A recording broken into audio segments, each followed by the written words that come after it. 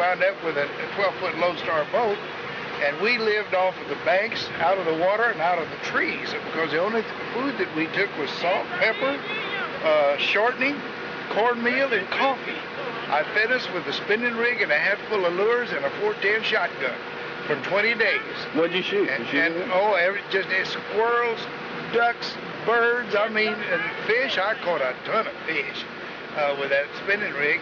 And we stayed out here and we camped at night and stuff like that. And we paddled that Lodestar boat all the way to the jetties in Corpus. Whoa.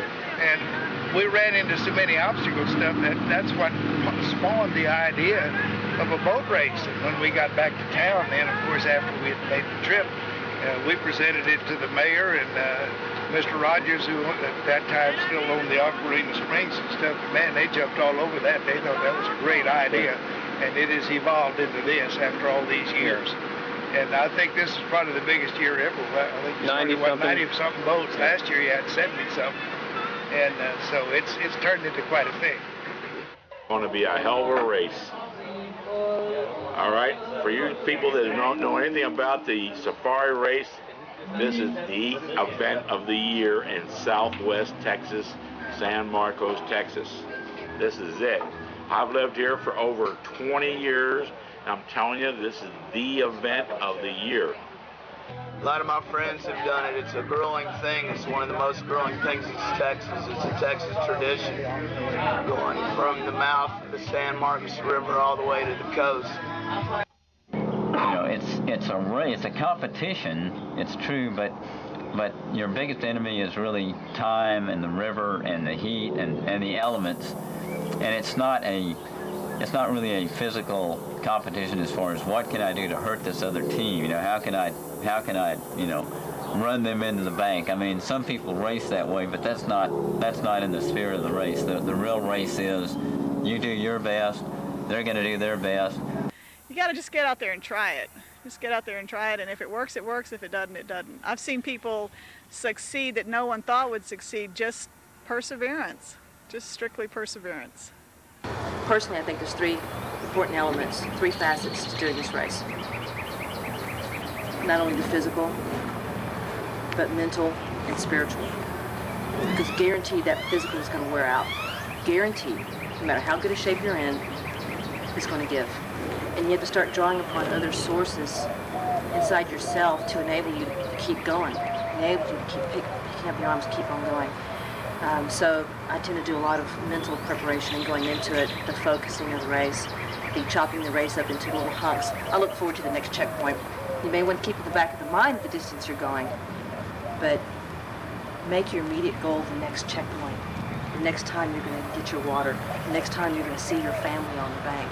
It's very important mentally to have such type of thought process. Otherwise, you'll go crazy, you'll go mad. You might, my God, I can't stand it, I'm going to be out here another 48 hours. It'll drive you nuts. And then the spiritual side. I'm not a very spiritual person, at least I didn't think I was until the first time I did the race. And believe me, I started praying when it came down to Sunday, and I was feeling so bad. And I just said, please help me, God, get me through this day. I know you gave me the strength for a reason and a purpose, and help me realize why that strength is there. So help me out tremendously. As far as why I do this race, I'd say just the challenge of seeing if I can come back each year and do as good or better than I did the year before. Also, to me, there's a sense of adventure about this race. I think in today's world, there's not a lot of adventure. We mostly, our lives are pretty much programmed, what you can do and what you can't do. But for this one weekend, it's not that way. You're confronting new elements all the way down the river, and so there's a lot of adventure in it. Also, just the fact that it's a beautiful river, and we're seeing it from start to finish. We're going through the various geographical regions of the state. We start out here on the edge of the hill country, end up down there at the coast, and that's kind of a neat thing to see a river from start to finish. Reporter in Dallas, wrote a story on it. He came down and did it, and wrote a story saying how miserable it was, and the fire ants and the alligators, and just it was horrible. And I read the article in the Dallas Morning News and thought, man, this sounds wonderful. Erin McGee, and I'm competing women's solo in the water safari. The women's record is 60.06, set by Jency Stoss, and I'm looking for 60.05. So far, I still have the record, yeah. As of this date, the next weekend that could be gone. Erin McGee is a paddler that I've seen not know how to paddle at all, and it's become, she's just, they call her now the Incredible Erin. She's out training almost every single day, and I imagine her goal is to break the record regardless of the water level, and the way she's been working at it, she's capable of it, and she deserves it if she does it, you know, and I'd like to be able to hand her the trophy. You know, there's not a lot that we can always, that an individual can say that they're good at. I mean, that they're better at than most people. But this is the one thing in all the world that I can do better than most people in all the world. Now, granted, I never won it, and I may never win this race. However, there's just a small group of us, percentage of people, that can paddle nonstop for 260 miles with no support. So it makes me feel good. It gives me some pride. So I'm the oldest person to ever completed the safari, and also the oldest person to try it. Do you have any advice for a first-timer? Yes, you've got to remain optimistic, and if you feel exhausted and want to quit, lie down and take a nap. When you heard about the water safari come up every year, because it was a big deal, because all back then, every little town that it went through, there was like the JCs or the Lions Club. I mean, they would make a big canoe out of it. And if you were from that town, well, you were like a local little hero type deal. So when they passed through there, I mean, they had everything set up for you, drinks, to cheer you on. You had your whole family there, or people that you knew, and, you know, it was a kind of a circus type deal. It was a big deal back then. The race wasn't always the way it is now. When I first started racing, there wasn't much sharing of information. Having secrets was considered part of the game, and if you knew about a log jam that had just formed, you certainly didn't tell anybody else because you wanted to get through it and you didn't want them.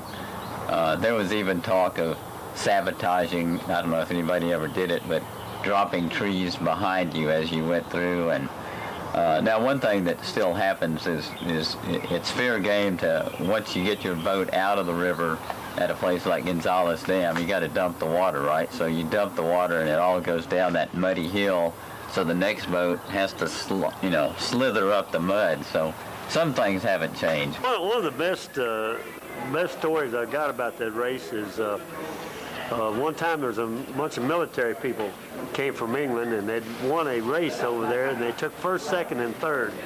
It was Air Force Commandos, and they had billed that race over there as the world's toughest boat race. Well, we immediately wrote them a letter and told them that it was not the world's toughest boat race. It was here, and we invited them over here. The Royal Air Force and the liaison from Washington, D.C. sent them down here with their boats and their paddles and got them on the river to practice and everything. And then when the Navy SEALs heard about it out in California, they sent a team. The the Texas Rangers sent a team, and Special Forces sent a team. And well, at the end of that race, none of these military boats finished. But the next day, just before the race was over with, an old farmer and his 15-year-old daughter came paddling across the bay, and they were from Victoria, Texas, and they got interviewed by the Victorian television station. And when they did, they asked the girl what she thought of the race. She looked over at me, looked back up at the camera, and said it was a piece of cake. He's dreamt about having his daughter and his wife do it, and I doubt he could ever convince his wife to do it. But I'm not doing it for him. I'm doing it for me. You know, I've pushed pushed myself to the limit emotionally. I've pushed myself to the limit mentally, and I've never pushed myself physically, you know. I just wanted to find the wall, you know, where I could possibly push myself physically. I wanted to add some callous to my personality.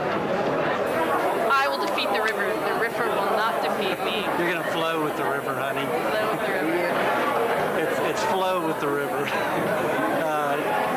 That river's been there a lot longer than we'll ever be. Problem is, nature doesn't care if I die. Yeah. Nature doesn't care if you die, that's right. But there's several changes that the race has undergone over the years.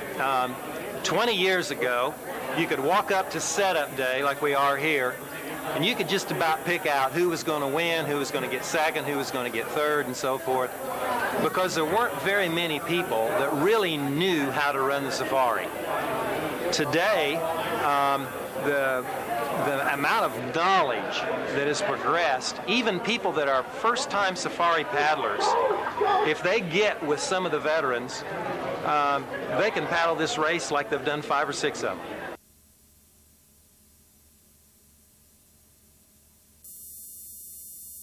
I participate because it's a challenge primarily. There's really not a whole lot of fun that goes on out there unless you finish or you meet whatever your goal is. It's a matter of just the challenge of it, and also just being out in the open. I'm an outdoor person, and that's a big part of it. Learned about it on the internet, on the website, and looked interesting, so thought I'd give it a go. It's an adventure that I can do here in my home state, and it's, as I've done it over the years, you watch the earth change, you watch this river change, you see how many different places the river has cut new channels, and you get to start, you used to get to start where the water came out of the ground and go to where it went into the sea. It gets in you, you know, and some people can do it once and are just so grateful and are satisfied. Other people just, you know, halfway through the race, you're already trying to figure out what you did wrong, and next year I'm going to do better, and you're feeling so horrible, and you wonder, how can I be thinking of next year when I feel so horrible now? But I don't know, I think it's like a sickness or something. It just gets into you. Well, life's too easy right now, and I wanted to test myself. It's kind of a brotherhood, I guess. The finishers have sort of a brotherhood where all the finishers kind of understand what the other people have gone through, and I think just testing myself and making sure that I can see what my limits are. I enjoy the camaraderie of the training season and spending the time on the river in the spring and seeing all the friends again. And I actually enjoy the competition. I like being next to other boats during the race and enjoy the excitement that you get in that situation. And I don't particularly enjoy running into the problems, but I enjoy getting through the problems and the challenges associated. If I break my boat, how I can fix it. If someone gets sick, how we can get them going again. So those are the kind of challenges I like about the water safari. It's just something, it's just the camaraderie, it's great, the people that you meet along the way, and as you're going down, you know, you're 100 miles down, and people standing on the bank will still cheer for you. And last year I heard somebody raise a whole lot of money for charity. I don't know what they raised it for, and so I did that this year, and I raised about $1,100 for multiple sclerosis. Just determination, see if I can do better than I did last year. Kind of gets in your blood. The reason why we're participating in this race is because I can't recall of ever hearing of a race running 260 miles over a flow of rivers. We discovered it last year and decided that this is what we wanted to do. So we're going out and doing it because it's there. We're getting a lot more people participating. A lot more women are running the race. We have women that run solo divisions. We have team boats that are powered by women. We have 2 women in our boat, and I'm glad we've got them in the boat because they're great paddlers. There are women out there that can out-paddle a lot of us men. There's actually more and more women coming along. There's plenty of races outside the safari where I may be the only woman actually in the race, or there's one team or two teams. But this year, there's a surprising number of women. It's good for the women's name to have somebody out there that's scaring the men folk. They don't like to be beat by the women at all, you know. Paddling is a genderless sport. Very literally, it isn't in a solo race, it isn't about how physically strong you are after you reach a certain level of expertise in paddling. It's about how smart you can run it. That appeals to me, how smart I can run that river. I slowly got into it over 2 years. I really did. It was real. I swore I'd never do it. And then I said, okay, well, I'll do all the training because that's fun. And then last minute I thought, what the hey? You know, other people do it, so I'm going to try it. So we'll see. Okay, yeah, the race is dedicated to my dad this year. He's been a safari supporter. My sisters have been active in trying to help the race ever since it started. He'd been a contributor. And so I find it pretty neat that it's in his memory. It's pretty cool. He flew cargo planes in World War II over the hump, which was from China to Burma and India, and they had to go over the Himalayas, and they had no weather reports, so they never knew when they took off what was going to happen. They didn't have really advanced instruments in their planes, and one of the things that he was very, very proud about was that he never turned back. I mean, he'd say that to me with tears in his eyes. I never turned back. And so I think that's going to give me inspiration on this race. And that's the thing about this race. You have to dig really deep, really, really deep sometimes. And I didn't know where it came from. And for me, it's God is deep inside of me, and I'm drawing on that strength, and that's what gets me through this race. I found that out my first year, and it just keeps coming back every year, where I just don't think I can go any further, and I just say, please, I need to go on, and I kind of pray, and it works. And he was off riding around and chasing women and partying, and we only saw him one time. We was furnishing him the gas money, and he was supposed to give us water, but we never saw him. If you got a bad team captain, you're likely not to finish this race. You really go through it on guts without a good team captain, that's for sure. You get to where you're looking forward to seeing them so much because they're waiting for you. You know somebody's waiting for you. There's at least one person at that next checkpoint or that next water stop that's waiting for you. And so you're going along and you're thinking, one more hour till I get to see my team captain. 30 minutes before I get to see my team captain. I mean, it's something to look forward to as you go along the way. And plus, they can make or break your mental attitude, what's going on. They can cheer you up, they can piss you off. Who's your team captain this year? My dad. You're so worried about, being disqualified. That's one of the big things on your mind all the time, is being disqualified for something stupid that's, beyond your control. And if your team captain misses more than 2 checkpoints, you can be disqualified and things like that. So you got to know that they're going to be there with your water, because you're out of water, and you need that water, and you got to be signed in, and to know that they're going to be there no matter, even if the car blew up, they're going to figure a way to rent a car or get a ride, but they will be there,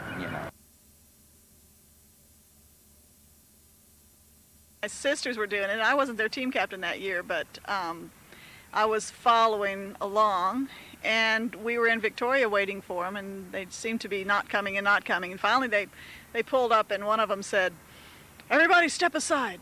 We're going to pull her in here, and first thing we need to do is determine if we need an ambulance."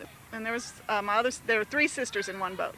First one, Marvine, was in the front, and as she was taking a stroke, Gar, my sister in the way back, saw it, and she said the gar was 4 to 4.5 feet long, and it jumped over the boat. They're attracted to light. It was jumping over the boat to clear it, and it hit her in the ribs right here, knocked her out of the boat, and the fish went back this way, knocked the second person out of the boat, and she comes up going, I'm hurt, he hurt me.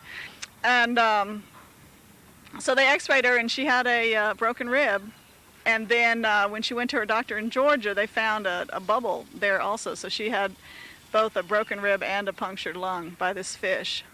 The funny thing was the doctor did not believe that she'd been hit by a fish. And he would say stuff like, now, when you fell out of the boat and hit your side on the boat, this is probably what happened. She'd go, I did not fall out of the boat. A fish knocked me out of the boat. And he said, yeah, well, okay, yeah, yeah, well, when you fell out, and blah, blah, blah. And I've had people to this day come up to me and go, is that really true? Did that really happen? Because it sounds like just a Texas tall tale. But it really did happen. The garfish, the alligator gar, are huge in the Guad. I mean, huge. And you hit them, and that's something else. That'd give you the butt quivers. At nighttime, the fish tend to be attracted to your lights. So you're running with bow lights. They'll be flying at your lights. Little bitty fish, flip, flip, flip, flip, flip. They'll be flipping through the water. Sometimes the gar, though, will come flying through the air, and some people have gotten hit with these gar, broken ribs, knocked out of the boat. The last low water year in '96, there was a guy wearing his headlight, and they were looking at gators. There was a solo team following a two-man team, and I think between the two boats there was one headlight that still had any power at all. You know, the rest of them were just enough to be legal. We have a flashlight, you know, and that's about all they could say. And the guy in the bow was looking for gators and just looking at and trying to figure out where to go. And when all of a sudden this 150-pound is what they estimated alligator gar came flying out of the water, got a hold of his headlight and pulled it off his head, basically knocked him over. The stern man was just sure, since they had been seeing so many gators, that, and they do, the head kind of has that resemblance. You know, he was confident that a gator had just taken his partner's head off because there was a lot of excitement. So, and I guess he was about half crazy, so he decided to go down swinging, and this thing had knocked over his partner and was coming for him, so he took a swing at it. It actually made it all the way down that 17-foot aluminum canoe, and it was trying to get out of the boat is what it was doing. It was on the gunnel, bouncing around, and he took a swing at this thing, and when he hit it, he came up with the headlight. It was still in its mouth, so he, as I understand it, got this tangled up headlight, and about then the thing managed to flip around and slap him with its tail and knocked him out of the boat and turned their boat over. So you had those two guys swimming. Then they knew they were in trouble. They were in the alligator's swimming hole. So they attempted, one of them tried to climb into the solo boat and turned him over. So at one point you had two boats over with three guys swimming and one angry alligator gar trying to get away from them. And they said it was pretty interesting how they managed to get out of the water, back into their boats and water over their heads, but somehow they levitated and everybody got back in a boat in a hurry. So it's just a lot of fun. There's a lot of good people involved. It's a mix of people that you wouldn't put together under any other condition as a rule. You see some really professional people, and you see your blue collar people in it. And we're all a little nuts. All a lot nuts.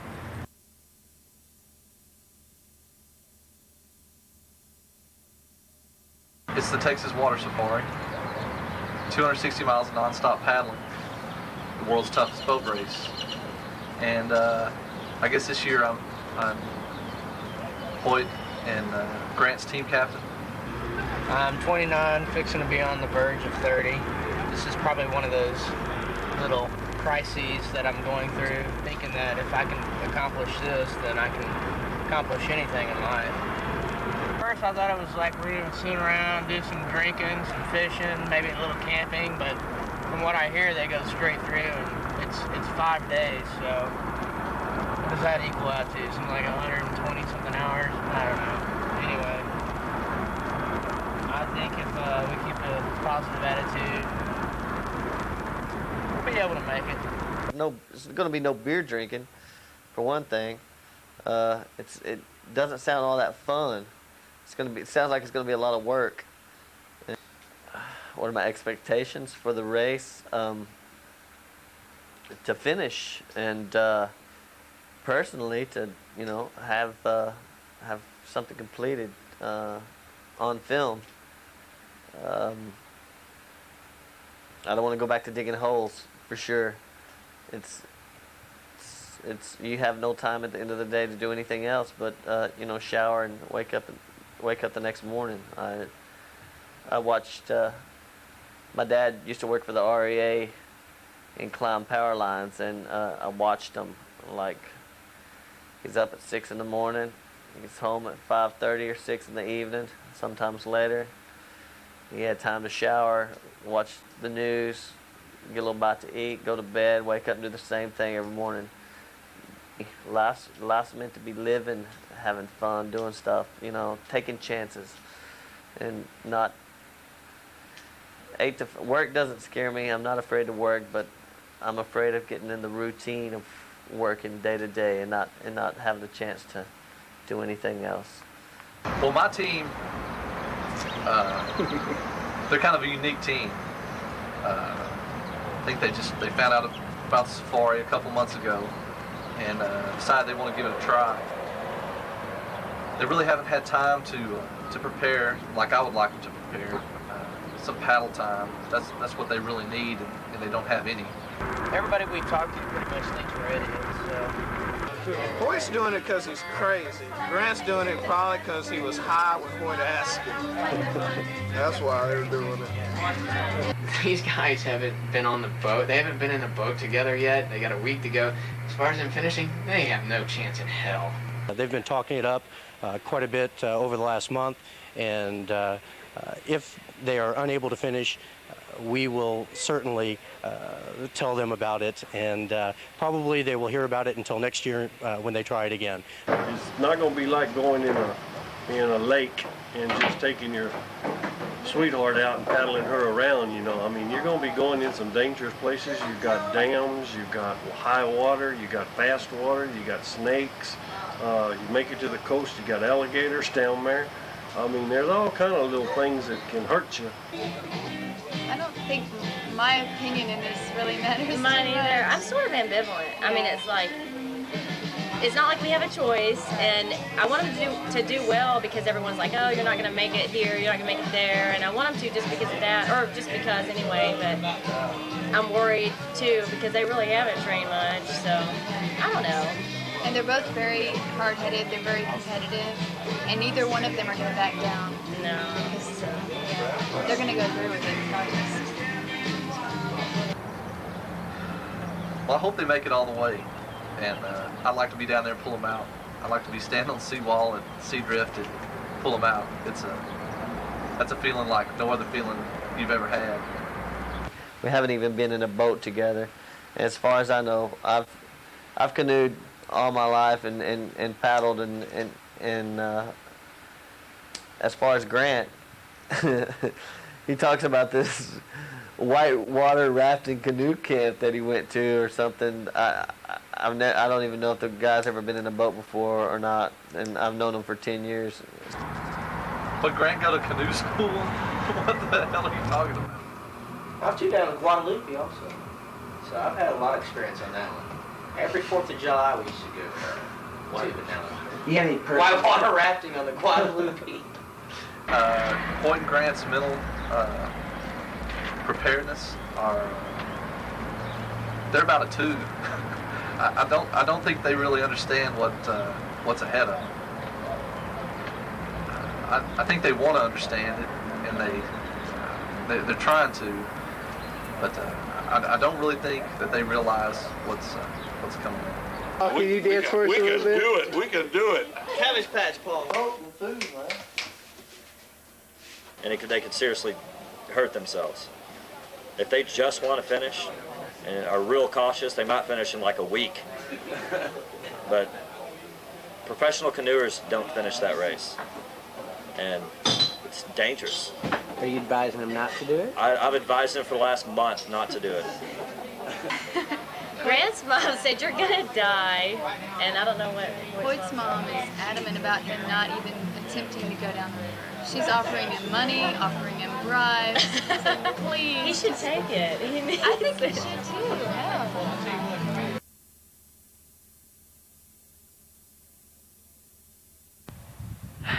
Yeah. I just hope he and Grant both know when to call it quits if they need to.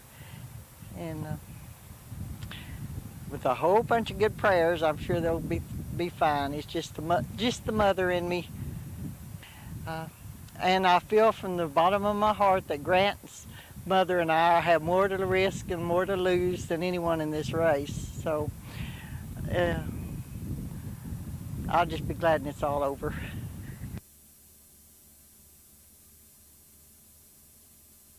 Grant, my son, has decided that he would like to make this one of his conquests in life.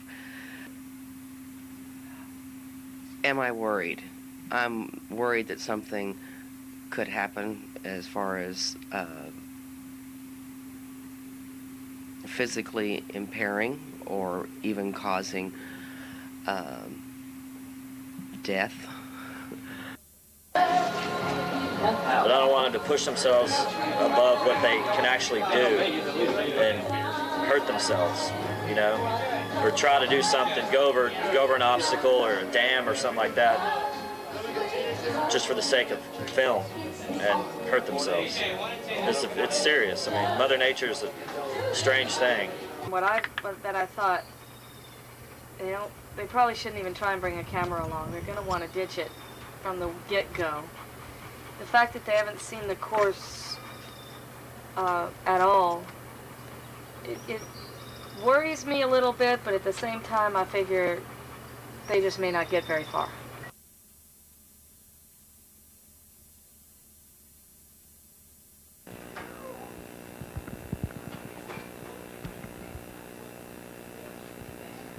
He pulled out of the driveway. He says that something ran across his path and he swerved to keep from hitting it. And he said, I didn't swerve much, but it was just enough to catch the gravel lip on the side of the road, and it pulled him over the culvert and into the tree. On his right leg, he's got a broken tibia and a broken femur, that's the thigh bone, and a shattered right hip. Then on his left leg, it broke both above and below the implant. The knee implant came through fine. That was the extent of the injuries we thought. Then now and broken ribs and a punctured lung. But the punctured lung healed on its own. And then we didn't know about the heart bruising until, that didn't show up till about 8 days after the accident, that he actually had bruised his heart this bad. One of the nurses, while he was in the hospital, he was in bad shape. He had these horrible shock trauma bruises, and his arms were real beefy. And she asked him, she said, are your arms always that big? And he says, well, I paddle canoes competitively, you know. He says, and so I'm, you know. And she says, you paddle canoes where? And he says, up down San Marcos, Texas Water Safari. And I told him, I said, Rusty, relax. She doesn't need to hear about that. You just relax right now. And he looked at me, he says, she asked, she's never heard about it, and she's going to hear about it. This is Texas Water Safari, a little race, 260 miles, and he just goes right into the spiel. That, like I said, the only time we've gotten a whole lot of reaction about it was talking about that race. And every time somebody calls from the canoe race, he's just thrilled. That really was such a spark for him and such an inspiration. So seriously, it may end up being what saves his life. Just that wanting so desperately to be involved in that race. It actually may turn out to be a lifesaver. Make sure you're going with somebody that you can get along with after you get tired, because once you get tired, you're going to see every fault with each other that there is. Going across the bay, that's as close as me and him ever got in a fight. He hit me with a paddle. But anyway, we come out all right. You see things, you find out things about that person that you would never know. When somebody has to deal with that much pain, that much fatigue, when you see somebody go through dehydration, sleep deprivation, when you see them want to cry, it's you have a lot of respect for that person, and you feel things for that person that you can never. I mean, you can just never experience that on a basketball court, on a football field. There's nothing you could do. A team sport, 2-man, 3-man, 4-man, 5-man team, where you put your body and your mind through that kind of punishment. When you see somebody else go through that, you know how you feel. It's a pretty special experience. It really is. When you finish this race, that bond is forever. Bond is forever.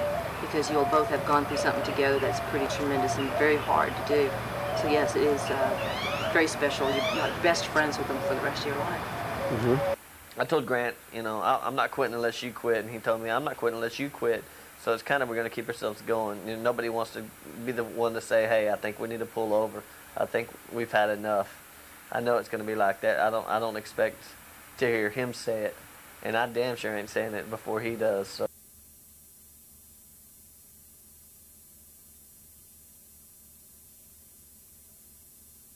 Yeah, when you address the issue of food, I think if there are 92 teams in the race, that probably makes several hundred, 200 competitors at least. So you'll probably get 200 different ideas on what's the best possible food you can take.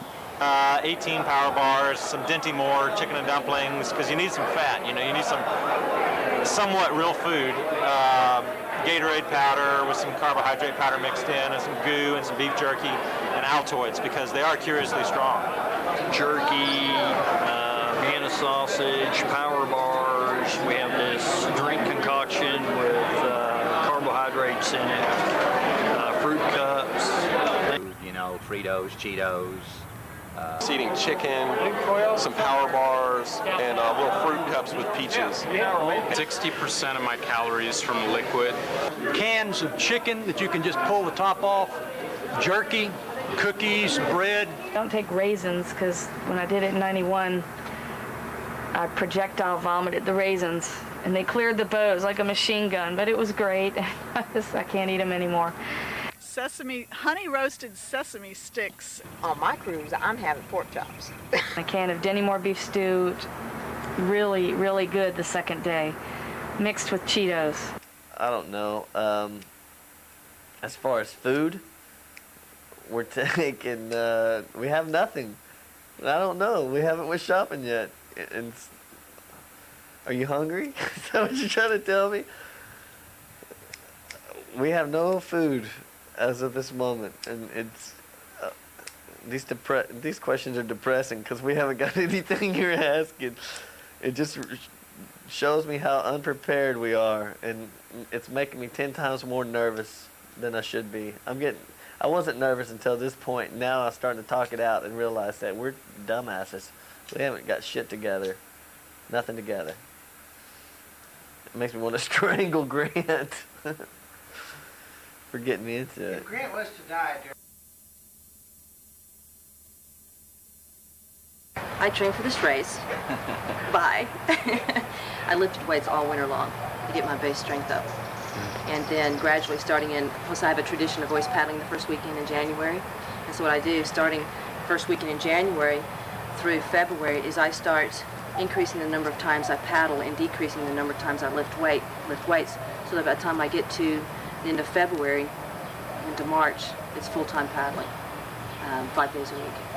I jog every evening and work out with weights, and I got a board that runs out over my pool. I sit on it and paddle. So we really paddled a lot. We train like every weekend. We paddle 40, 50 miles. We've been training every weekend for about the last 6, 7 weeks. All day Saturdays, all day Sundays. I personally paddle at home 2 or 3 times a week. I run, a little bit of everything. Training. Beer drinking. That's the only training they do. Are you doing a little training there? Some training here. This is the extent of their training. That's right. Big time bar training. Bars and rivers closely related. I guess. You know, they figure that's enough. That's about it. Whiskey River. See, I knew I played Willie Nelson. Well, for me, it's become more of a challenge than ever because I've got a form of muscular dystrophy known as spinal muscular atrophy. So no matter how much I try to tell my muscle to grow, or try to work out with the machine, nothing. The message doesn't get through. The nerves are decaying. So for me, working out with machines, and I've tried them all. I've got a few different Nordic track things, Nordic flexes, and all that. It ain't gonna work. And I've tried the creatine and all the different. I've try just about every concoction you can drink, Mark McGuire's stuff and on down, And so I've learned that my best bet is just to paddle. Just remember, the water might be clear and look safe, but a lot of times it isn't. Dwayne out at TG Canoes told me make sure I clean myself well if I have a bowel movement out on the water. Too. I mean, if you're going to take a dumping out there, clean yourself up, because if you're sitting on your feces all the way, your butt's going to be hamburgered. Oh, yeah. You just need to know about that kind of thing. Stay in the boat, paddle, just keep paddling, and you'll get there. Don't stop. Don't ever stop. Don't stop for water. Keep going. Don't ever stop. CFM, continuous forward motion. You're going to hurt. You're going to be sick, and you're going to hurt so bad. You're going to think that hurt is never going to go away. He said, but just you have to think, because it will go away. The hurt will go away. Bring plenty of Cincy Bud, #1, and a little bit of ethanol of your choice, maybe a little flask of whiskey, and I think y'all will be all right. It's really interesting because we've practiced for a month every weekend, 2 days a weekend, and we had the San Marcos River scoped out pretty well. We knew the water levels, we knew where the log jams were, we knew what corners we would have trouble with in the 40-foot boat that we're paddling. But now with the rain that we're having today and the runoff that we're going to have tonight and tomorrow morning, everything changes. It's a whole new river, and we'll be seeing it sight unseen. There are places that we would have been grinding out that we will float over. There are log jams that won't be there. There are others that will form. They'll move. They'll float downstream, and 2 or 3 of the smaller ones may combine to make a larger one. So it kind of actually equals the race course out for everybody. Oh, man. Well, it looked like it was going to be the second lowest water on record. However, the rain we've got the past couple of days has really helped. It's up the watershed quite a bit, so it's going to be an all-out course. Usually we have an advantage because we practice on the course and we know every stop and every log jam. Well, now it's all wide open. No one has any idea what the river's going to look like.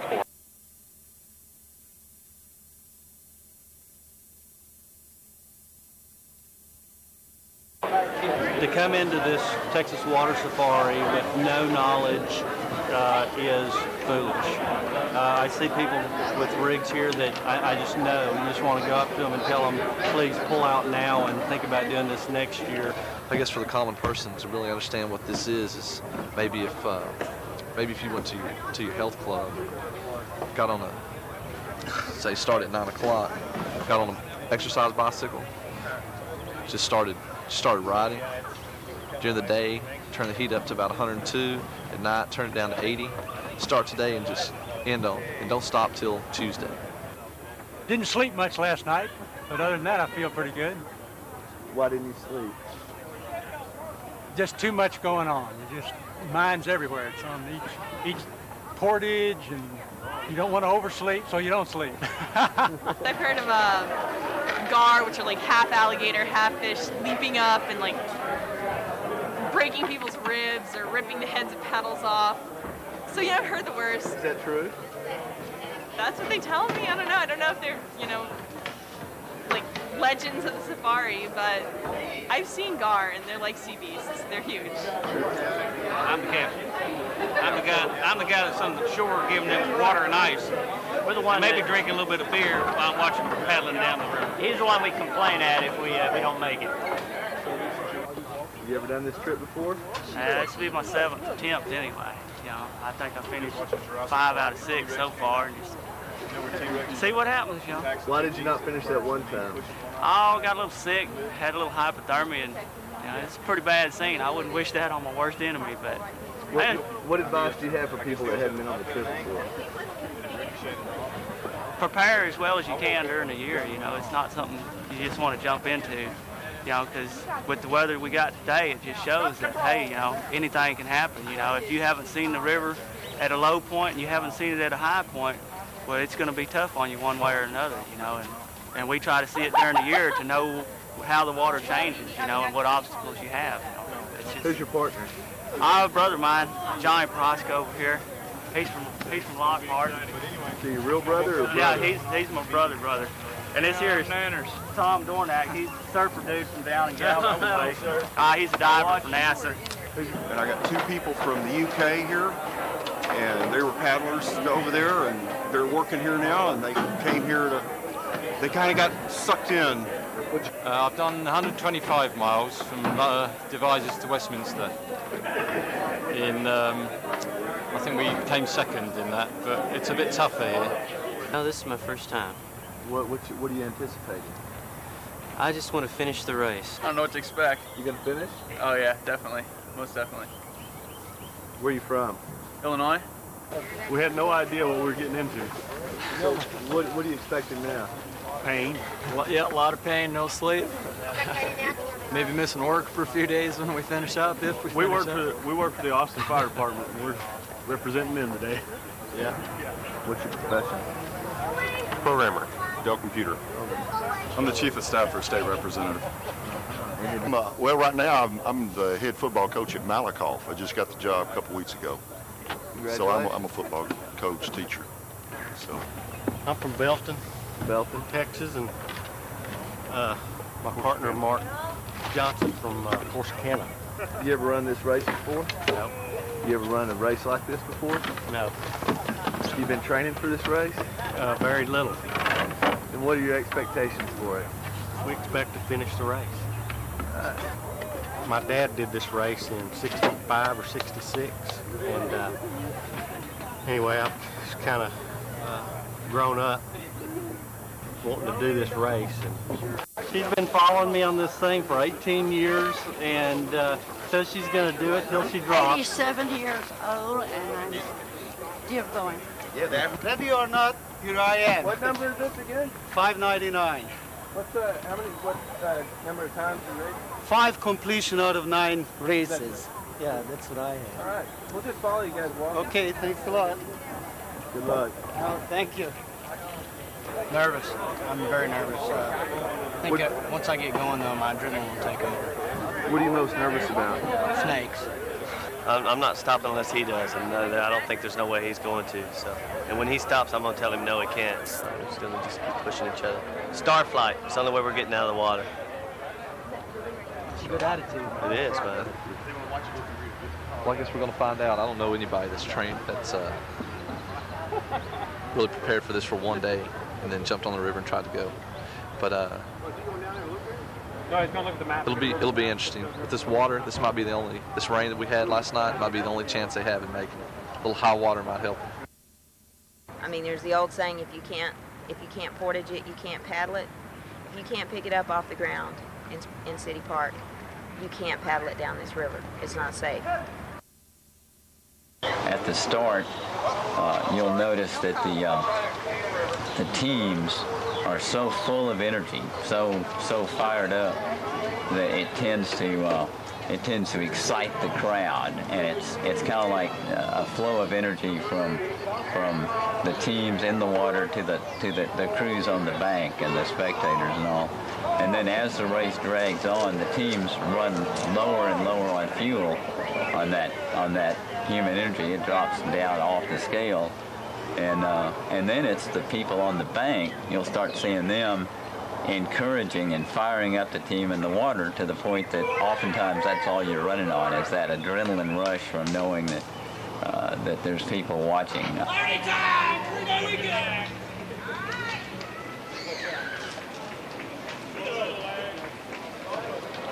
The beginning of the race is a Le Mans start. We're going to have 16 rows this year, 6 to a row. And the gun goes off, and it's a mad dash to see who can get to Seadrift.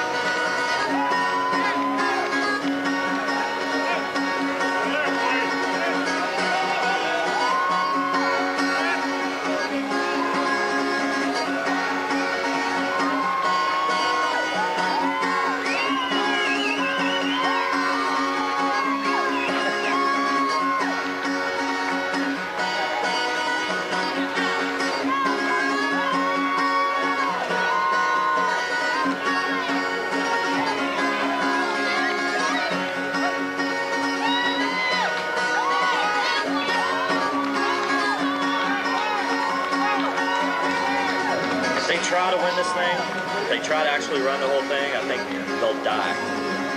People come from all over the country to race this thing and don't finish it. Professional canoers from Brazil and everywhere else, and they fall out.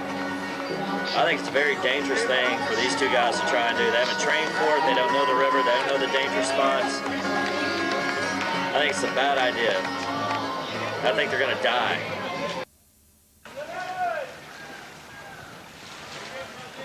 Okay, there's a lot of characters in this race because the race builds character. And some of them may be real good characters and some may be kind of bad characters, but none of them are going to be neutral, you know. So you're gonna see a lot of strong personalities out there. I just can't say enough about the kind of people that are in this canoe racing deal. I mean, we beat each other's brains out on race day, but I mean, we're all good friends underneath it all too. And kind of like a cult, we just addicted to the something you can't break free of. Something you can't explain, and if you haven't done it, you can't really understand it. You know? I couldn't explain it to you.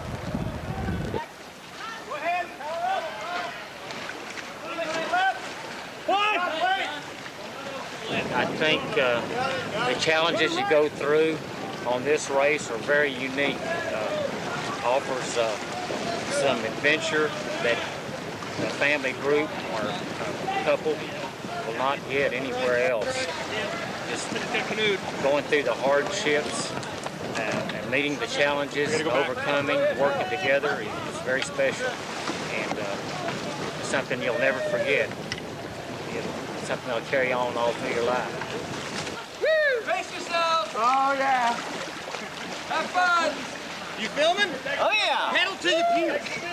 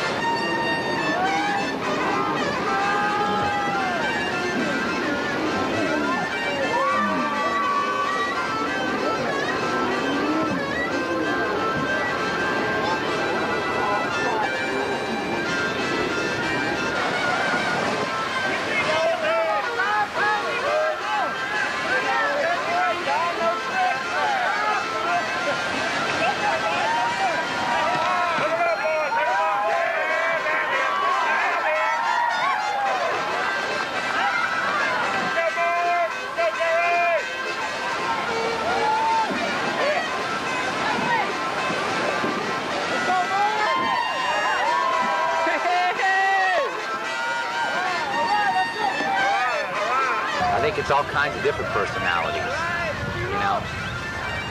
Some people are very anal and you would think that they wouldn't come back, and they're back. And some people are very nonchalant and it doesn't seem like no big deal, but yet they catch the fever. So I think the same thing runs with most people who come back, is that it's that thing that you've got to finish. You know, you could always do better. You know, you want to do better.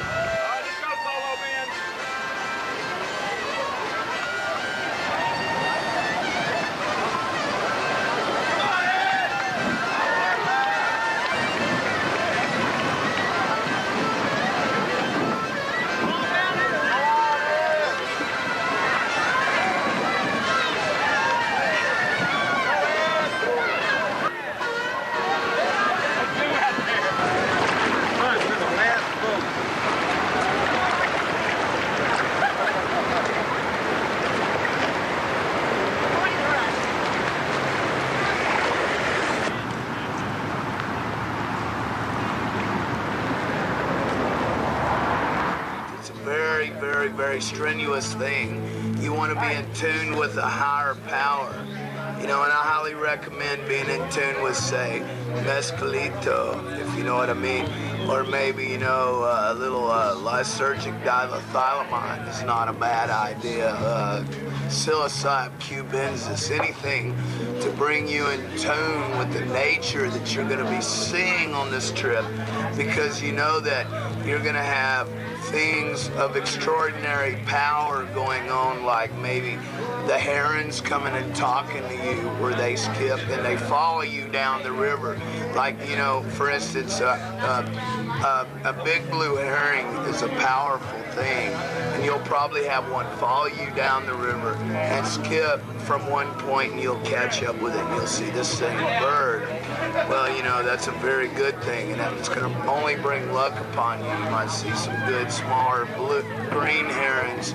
And if you see some scarlet buntings, which are the psychedelic multicolored birds, which remind you of something out of something you would see in South America or Mexico even, you know, that's another power symbol. So you know that along the lines you're going to see things like this to egg you on and to just make you feel good, you know. But, you know, if you're not into something like that to boost your thing along, then of course there, like you were saying, sleep deprivation and endorphins will bring you along, and that's your body's own good thing, you know, which is released in there from strenuous exercise and whatnot, like the jogger's high they talk about, you know. But for me, definitely, I believe in better living through chemistry. So, you know, take a chemist, you know.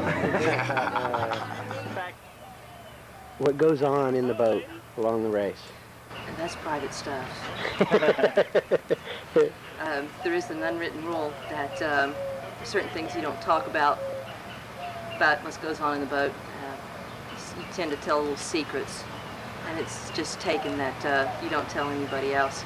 But in general, there's usually some fighting going on. You get tense, you get tired, you get fussy, irritable. Someone's going to yell at the other person. If you're in a big boat with more than two people, people tend to team up on somebody and blame things on them. Yelling going on, people getting sick, a lot of encouragement type words going on, stories telling.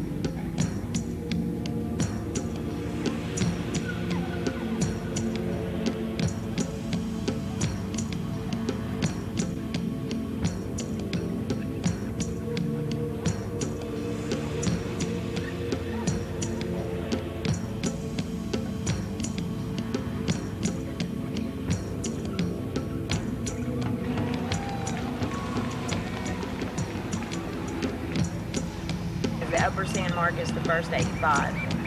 It's just generally pretty brittle right now, particularly in this low water, with sweepers and gravel bars and stumps and objects.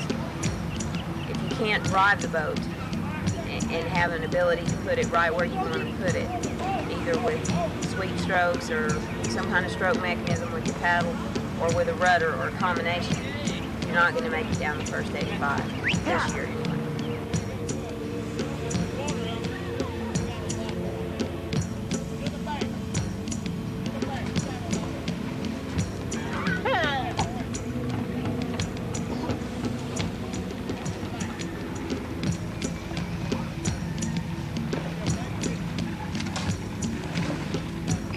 I think after you reach a certain point in the race, you're so determined to finish that it's just like you're gonna finish and that's it.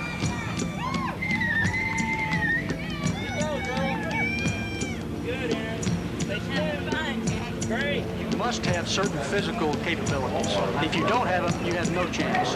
But if you've got physical capabilities, the basic requirements, then it's all mental. And at least 50% mental to finish this thing, at least. I think the mental part is much more difficult than the physical. It's basically, everybody out here, if you're even entered in the thing, you're going to be able to withstand the physical part of it, but the mental is much harder. You always hit points where you are so down, it's really hard to continue. And one way or another, you have to keep going through the, whatever it may be. You pull your back, it may be heavy rain, you've turned over several times. There's just all kind of things that happen that you have to come back from. I think the mental's the biggest part of it, no question.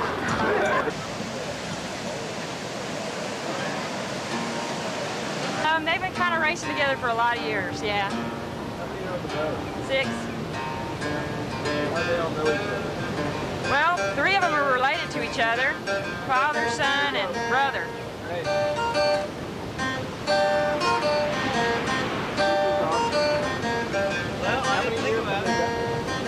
Oh gosh, Joe's been probably racing 20 years, and Freddie's about that.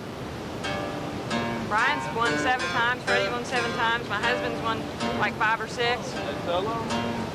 No, together. In different, yeah, 3-man, 4-man, 5-man, 6-man.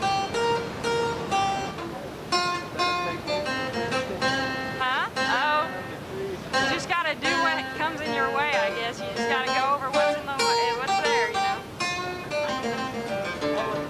They gotta save it for later.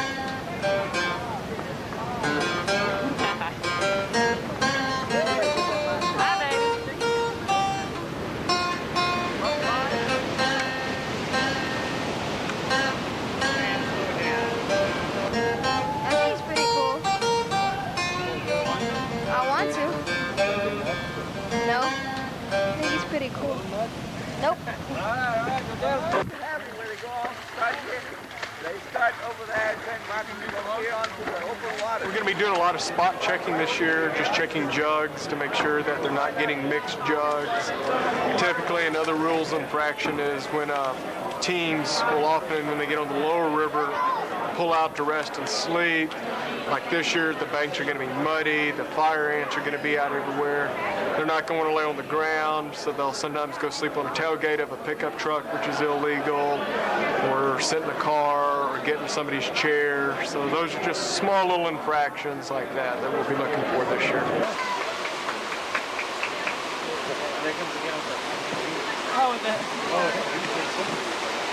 Oh, yeah. Don't try to run in that water, man. Yeah, get in. Get out, get out. Don't try to stand up. No, Grandpa's got the keys. You can come down right here and sit if you want. Get out in the water. No. I don't want you walking back up to the car by yourself.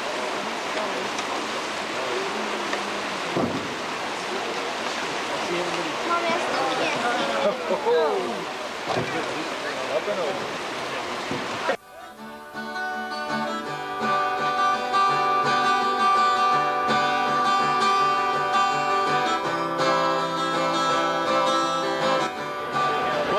First 8 or 10 hours, everybody feels pretty good because you're not really hurting yet. You're excited because you're in the race. There's boats around you. Then you get into that middle section, which gets just darn boring, and you find yourself sitting there calculating now, to take me 30 more hours to get to Seadrift. It's going to take me 24 more hours to get to Seadrift. And then you question yourself and you say, you know, there's really some other things that I would have rather been doing this weekend. I can think of a lot of things that I would rather be doing than sitting on my rear end, which hurts because I've been on it for 24 hours, paddling with these hands, which are so sore that I can hardly pick up the paddle anymore, getting sunburned. My stomach feels so bad. I don't want any of the food that I brought this year. You know, none of it seems to want to stay down. Then, when you get 8 or 10 hours from the end, you start picking back up because the end's right around the corner, and you start imagining coming into the seawall and seeing everybody. Start imagining getting a shower and getting cleaned up. Start imagining getting something real to eat in the form of real food. So that's the kind of the 3 stages I go through. The excitement at the beginning, the doldrums in the middle for about 24 hours or so, and then get excited again toward the end.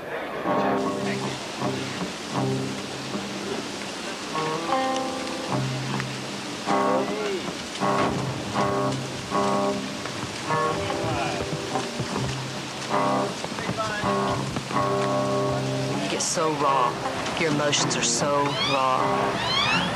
Mentally, you're so raw. There's just, you're stripped away by the time you cross that finish line.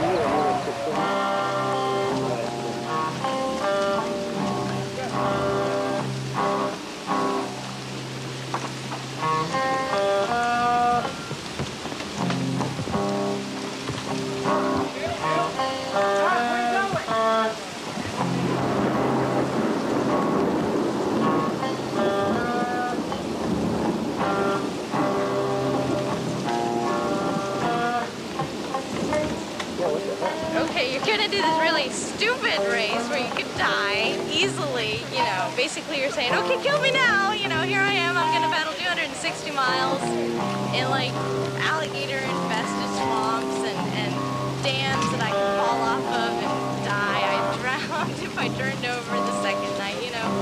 I'm here. It's like holding onto a lightning rod in a storm.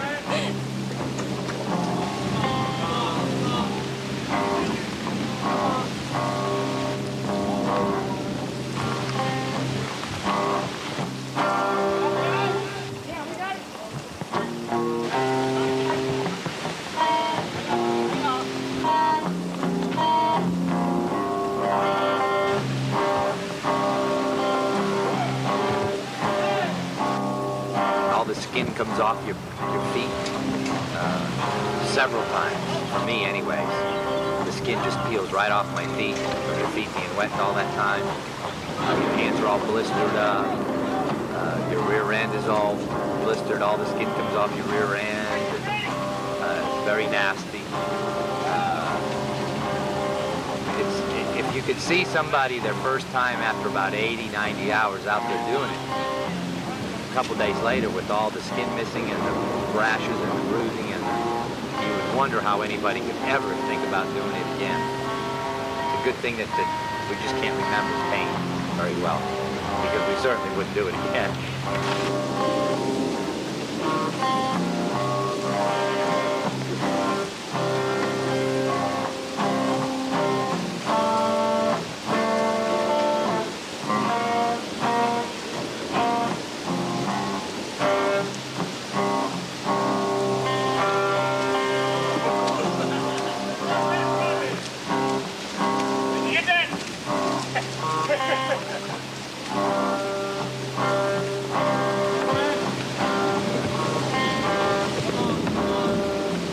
Hang on up, guys.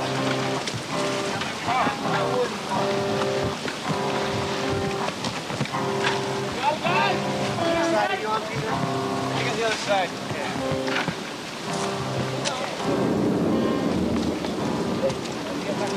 You're about 20 minutes behind the second place coach.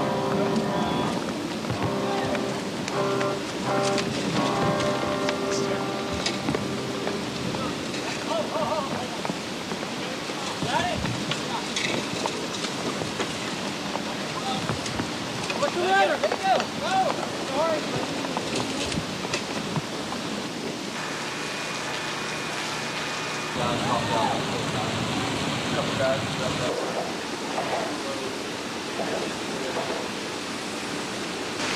We are at Luling City Park, and I expect them to come through. I hope they're through here in 9 minutes at straight up 8 o'clock.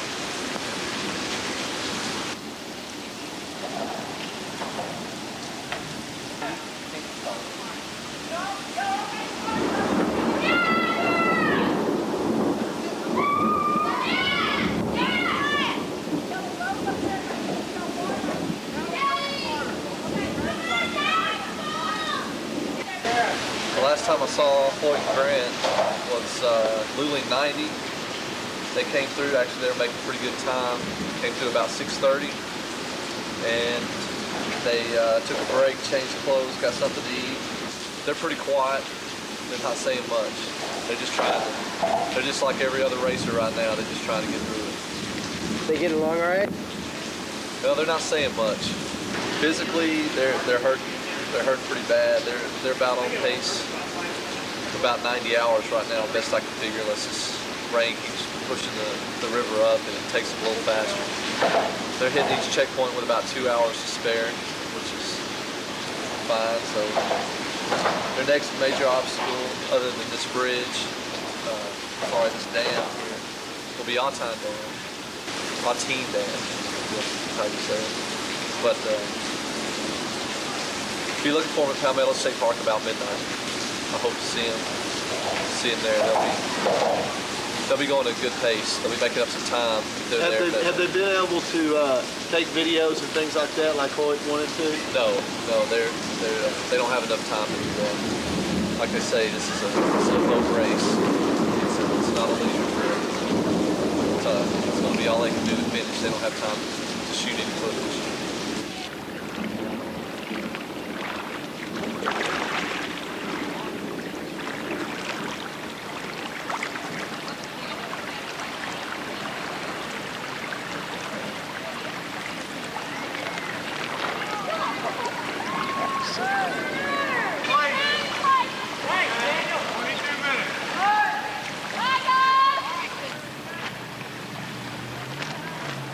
If you want to stop, go right, okay?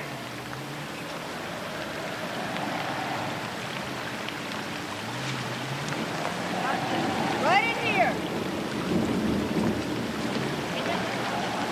Pull up right over here. Looks good. Right, guys. Right. Shallow.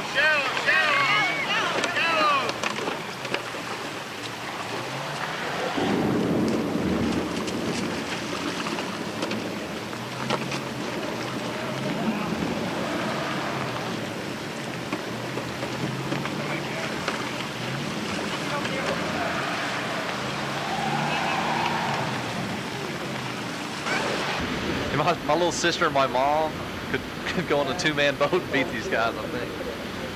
But I'm not going to tell them.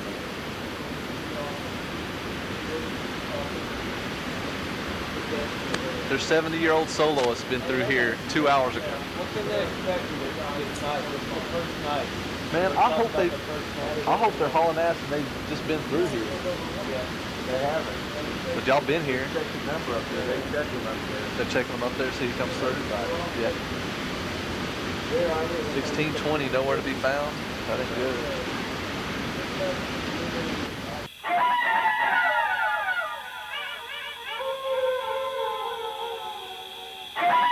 What kind of rate has it been coming up at? Well, when we got here at Gonzales, I imagine that this rose at least 2 foot since we got here, and that's been in about 6 hours. So, you know, and it seems like it's still coming up. At night, your light will show light spots and dark spots sometimes, and the light areas are normally the trees. The leaves will be a light, and then the empty voids, you know, between trees will be the black spaces. And if you're awake and alert, it makes sense. You see trees, you see leaves, but when you start fading, what I see is light and dark, and as long as you know you dodge the light and go for the dark, you're okay. Hold on.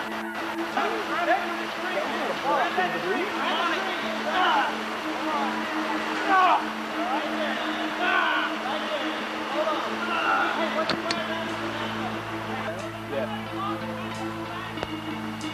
Up here! Jeff's right here. You guys got a light? I think that's Hoyt. Is that Hoyt? Where's that? Who's the boat? Who's the boat? Yeah. What's up down here? Hey, are you okay? Man. Where's Hoyt?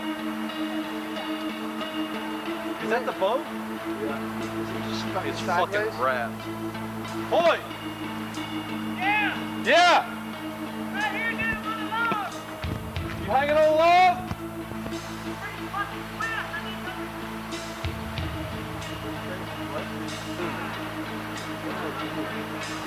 Hey, does anybody have a canoe on their fucking car? We can paddle down and fucking get them? Yeah. Motherfucker. Yeah, I've been halfway down. It don't go? And it just goes fucking straight down. All right. Where's he at? I can't even see him to get the light on. You gotta come over to your left then. Hey, look. Try to give me some light. Can somebody hold this in case I fucking fall 10 feet in this fucking river? Hell yeah. Somebody want to hold? I got the light on. Let me know if you need me to move the light. Okay. Give me a light. Let's shoot. Hey, can you... Hey, I can't get this move. I'm too tired, dude. I can't get this maneuver around my back. Just throw me the rope again. I'm gonna tie it on. All right. Go ahead and shine that light down there too. Gonna tie it around me.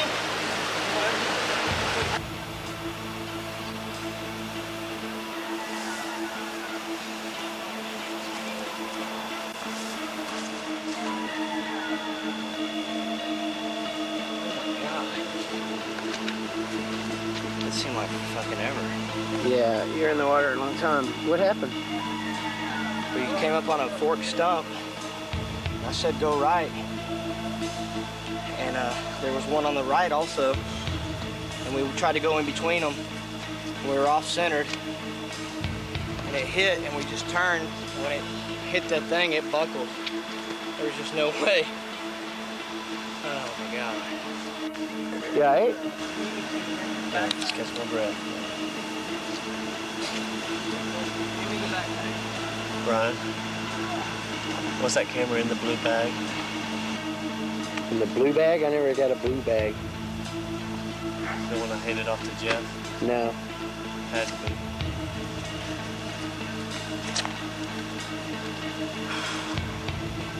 Stop. That was fucked up. Freestyle. See that boat, man? Yeah, it's splitting too. Yeah. So what do we do on an instance like that? Well, I go to the next checkpoint and tell them you're out. That's what I do. And then I guess we go to the house. I'll tell you what, that was the most fucked up thing I have ever seen. I've never been in the water with that kind of current that strong for that long. Now you know what like you feel like when you watch those people on Cops. Yeah. Jesus Christ. Where's Water. David at? He went for the truck. We'll be back in a second. Water is it's a Powerful crazy thing, man.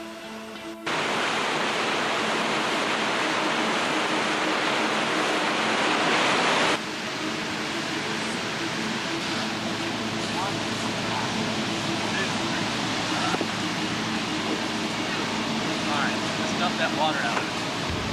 Ready? Dump it towards the trail. Huh? Move it up a little more. Okay. Alright. Hold on a second now. Alright, ready?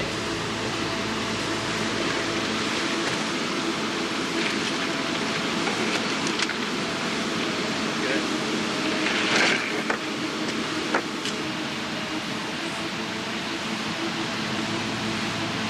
You got a mandatory portage, follow the blue, the horn, reflector, curves around to the left.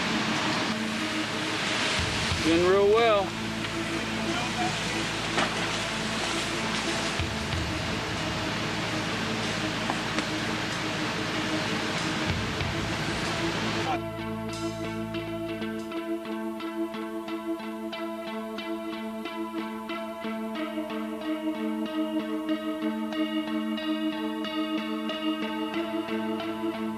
fishing line got tied around my neck, jerked me right out of the boat.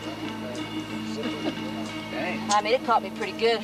Came up my ear. Cindy's head come back, and shoving the line right around her neck. Yep. I heard her scream when it was pulling me out of the boat. That's when I knew a little bit in trouble there. I'll feel a lot better once the night's over, though. I don't like night. Night's hard, real hard. Even though her daddy's real experienced, it's still scary for me. Daddy called. Daddy Ray. Daddy! We need water. Okay, you come. 500. 500.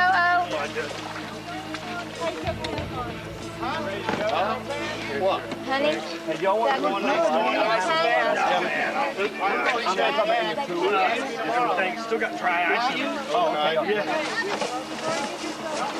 Sandy and Tom have got a minute to get a race on. Go, guys.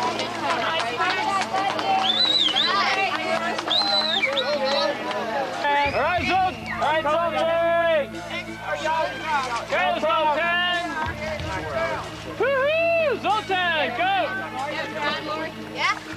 Loving it. Girls, go, girls, go. Awesome. That's floating away. Look good, girls. Make sure they didn't leave anything in. You gotta face it. Corey Shaw needs to be rescued. And he is he's at the log jam above Cone Street. Darren. Hours, how many hours? 6, 5? Yeah, about 5.5. Okay. Good luck, Aaron. Looking good, girl. Keep on stroking, you're gonna be a record holder.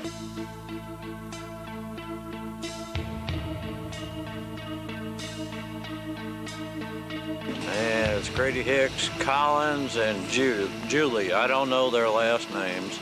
They're new paddlers, and he was a new driver. And they came around a corner, and they dumped and just couldn't recover the boat, is what I hear from them. And the boat went under the log jam, and we set the jet skis right here up. We brought the female back, and Grady stayed there and recovered the boat. The boat finally popped out, and they paddled it back down. The boat didn't have any damage, so they're out of the race. Basically, that's it. Yeah, they were out of the race because they had assistance. Oh, number 3, team captain. The cable, the rudder cable, got hung up on the branch on the log, and that flipped me over, and because of the weight of my boat, the log turned, and there was heavy current at that spot, and I don't know how long I laid in the water, but one boat came and helped me rescue me. You're gonna go on? Yeah. The only part that bothers me is the log jams, because it takes in water. When I go over a log, the tail end bends and it takes in water. So I'm back in the water. But I don't think it's that many more log jams.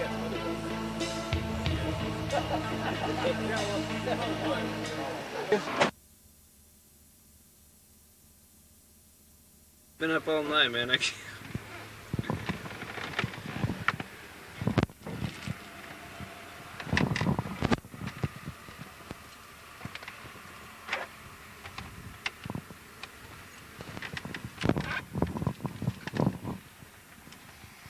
Hey.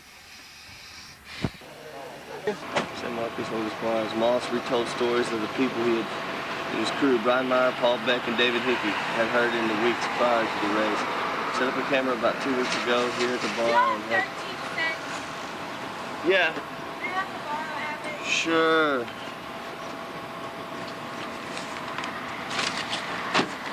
That's great.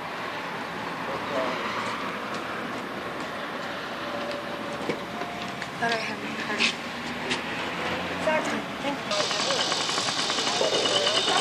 Things are going. I'm James Ward. This is my partner Paul Lopez over there, and this is our 3rd year to do this race, and looking really good this year.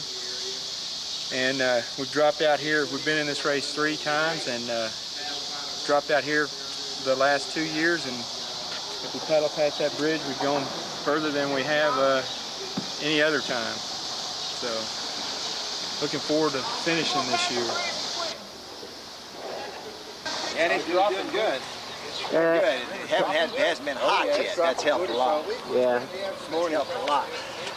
Did you have any problems during the night? Yeah, we had a big problem. What happened? We turned this thing over, got it full of water, drifted a long way, couldn't find a place to bail it out. It kind of ruined our evening. Talk to me about how things went during the night. Well, we swamped the boat and floated downstream, and we were in the water an hour and a half trying to get it righted and empty. That was fun. Yeah. At 10:30 at night. But other than that, we'd have been doing great. Yeah. I don't believe this one. Okay. Ready to go, Mark? I'm ready to go. Doing great. Team captain. That damn guard jumped up and hit me. A guard did? Funny, man. Yeah, he jumped up right there and hit me, and I had to push him back with my paddle. And did he hit you too? I just saw him. That was cool. Catch that happy yeah. You already know, right? Them guys are crazy. Those guys are crazy. They have a great attitude, though. All right. Okay. All right, go guys. See you. Come on, we ain't y'all. That's a good stop, y'all. Good stop. Team captain, sign them through. Got it. You can get snake bit, boy. There's a whole flock of stuff that can happen. You know, I mean, it's a challenge. I mean, it's not for the faint-hearted. I'll tell you that. But I'll tell you, if you can pull it off, you'll be in pretty good shape when you get on the other end. Oh, all right, man. You slipped it back. How was it running through the night? Ooh, tough. The dam was tough. Yeah, but we did it. I can see now why it took so long to repair and all that. I was thinking, man, they must have did major damage. You did a good job on it. Providence that we were able to stay out of being hurt and have a canoe guarantee and the paddles and everything. We didn't lose a single item. Wow. It's unbelievable. Did it flip, or you guys just got wedged really tight? It just sunk it. It was at a tree, yeah. about this big around, sitting up about this high off the ground at an angle over the river. And we were coming down the shoreline trying to ride the logs on the left side, and the tree, when it all broke, the tree just fell down on top of the boat. Whoa. Well, I bet it didn't hit one of y'all either. Right in here? It hit right here. It landed on you? In between another tree. In between the tree and the boat. And then I was trying to keep from getting too far away from the shore and keep myself close to her. And we ended up, somehow or other, the boat sank deep enough that the logs floated over. Brandy got over the shore. I held onto the boat, and everything stayed except for these jugs. Later on down the river. Well, I tell you what, unreal. You got some stories to tell. Yeah. Right in this sloop. Get your water. Checkpoint. This is the checkpoint. Swing in here. Do they know that y'all are up here? Yes. Do they know that y'all are sunbathing? Yeah, probably. and drinking beer? Are y'all the team captains? I am. Oh. I felt like that was going to be a part of it. Actually, we're getting out for a while. Oh, okay. Maybe a half an hour.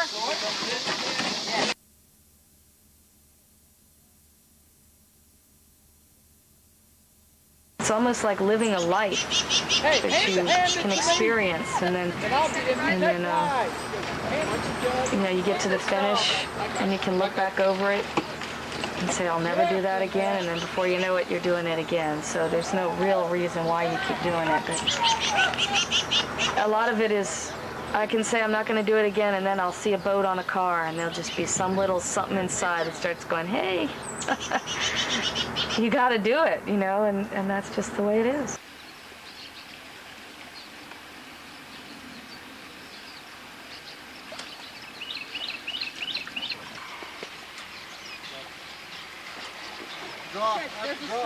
There's a stop right here. Draw. Sleep deprivation is a concern. I've been into what I call level 3 deprivation, where you don't know where you are, where the logs turn into alligators and they bite your leg. And I don't want to get to that level with my daughter in the boat. So we're going to take a strategy where we're going to sleep an hour the first night, 2 hours the second night, and then try and paddle on in. And that's primarily to avoid the deep hallucinations that you'd get if you try a direct run. But I've been there, done it, and I don't want to do it with my daughter in the boat. Well, I heard that the team captain job was easy. Oh, well, somebody lied. Somebody is lying to you, because this is not easy. They thought they saw a dock, and they thought they were having a party and everything, and people were like jumping off the water, and then when they got down there wasn't really anything. It was just flat water, and they're kind of surprised. Why does that happen? Why do people still feel? I think it's because they're actually tired, and you know, they haven't had a bath in a long time. They're not really in a comfortable position. You know, they overwork themselves. They hadn't had any rest. They like to sleep 2 hours every day, so it's kind of hard on them. So, You think at 14 you're going to be ready for this? probably. These guys, they take it pretty seriously. They train hard. It is really a serious race. See it at the other end. Looking good.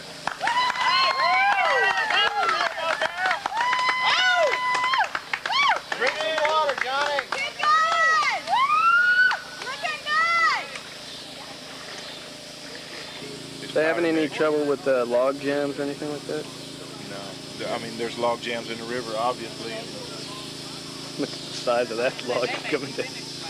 But really, it's just a normal part of the race.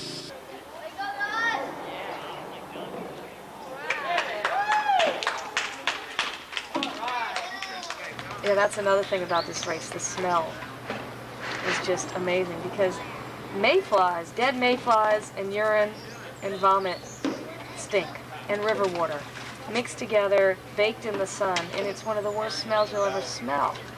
But it can almost be a romantic smell, because it reminds you of the safari. You know, it's like, well, that's a safari smell. You know, it's like, where else do you get that kind of combination? You know, and,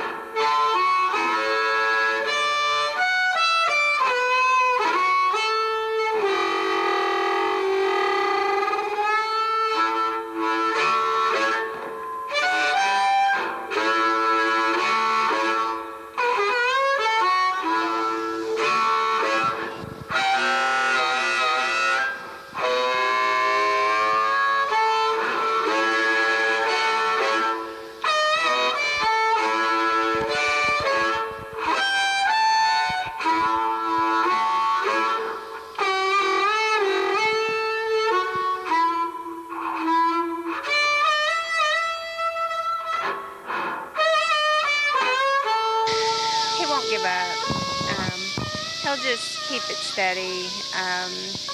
He's had a rough time. He did tump over once, lost his water, and that's really what created a lot of this problem. He had to go for about 15 miles without anything to drink, and he he got very dehydrated as a result. And so it's been real hard for him to recover ever since.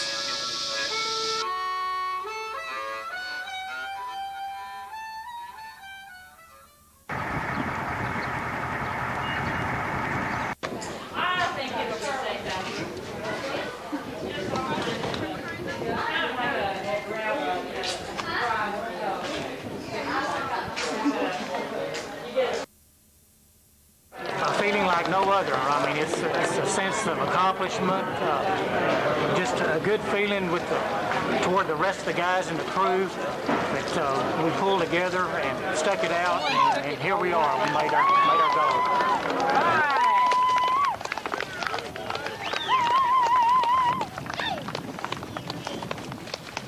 Yeah. I have a camera. We looked at our legs earlier.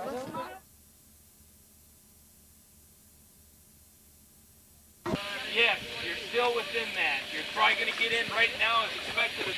Okay, good. Yeah, they were taking a little snooze. Not how far back are they? Hey, Phil. How you guys feeling? Well, not bad. Not bad. A little cranky. Well, you look cranky. Well, downstream is the way to go. They're looking good. They're looking very strong. They're actually better than they did kind of late this afternoon when it was hot and a little dehydration going on, I thought, even though they insisted they were drinking enough water. But they're looking very good right now. In my opinion, they're looking strong and they know exactly who they are. So, if they've had any, I don't know about it. I just told my husband that he was not allowed to hallucinate about large-breasted women on this trip, so. Has that happened before? No. I'm just trying to keep a sense of humor in a grueling race, you know. We're 12. 12. You guys are running a good race. Who's behind us? Anybody? We're going to wait and find out. Get some rest. Yeah. Late. I'm ready. Let's go. Take a break. I'm ready. I'm ready. Let's go. Ram that damn log in my ribs. I Oh, know hell. you're ready. Let's go. Take a break, Pete. Yeah, it ain't your damn back that's killing you. Take a break for a minute. Don't talk to me that way. You know, I'm kind of tired of you talking to me that way. Okay, guys, we're a team, I'm the guys. one with the injury. Yeah. We're a team, guys. You've We're a been team, telling guys. me how bad an athlete I am all season. I ain't never said. Oh, hell. About, Guys, we're a team with 33 Let's go to Secret, more miles. Tommy. Let him stretch out his back. He's reached back. Give him 5 minutes. 5 minutes ain't gonna hurt you.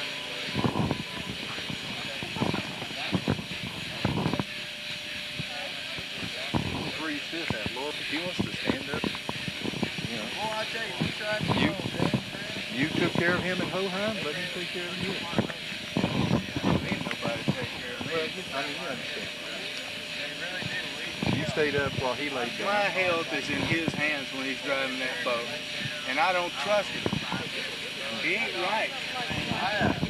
I've seen so many stupid mental errors out there. I don't like it. You ain't been with him. You're close. You're close. There's a hell of a lot to go. Yeah, I know. But Been there. It's weird, man. I'm just seeing weird stuff. I see basketballs by Tommy. I don't know why. I've been seeing people like trash barrels and stuff. And then there's these weird like logs. Well, you've obviously been able to stay in the river so far. Obviously. It's not bad. I don't see bad things. It's just I'm seeing stuff that I know that. I did see a girl on the front of the boat once. Just so long you know that the girl's not there. That's what counts. That didn't matter. She's on the front. Strong end.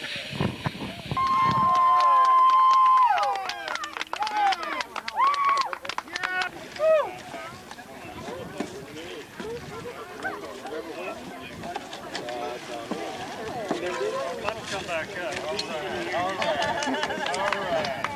All right. Good job, Jack. Sandy, appreciate it. Yeah, Hell of a job, Rob. Hell of a job, Rob.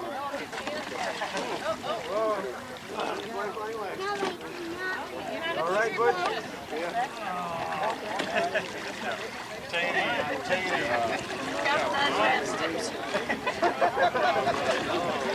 Yeah.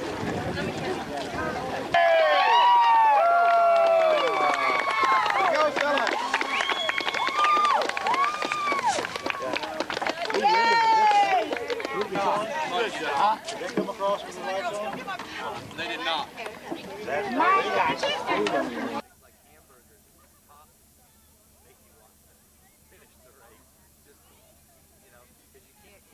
How was the race? How'd it go? Pure hell. Yeah? Yeah. You hurting all over? Yeah, especially down below the belt line. I don't want to show you that. Well, Not too bad for rudder problems. what? Not too bad for having a few rudder problems. Oh, huh? what a stupid thing we did. I can't believe it. All right, Tim. Awesome. That was just really a credulous thing to do.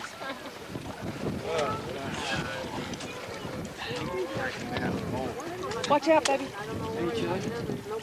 Yeah. Okay. Thank you. Way to go, guys.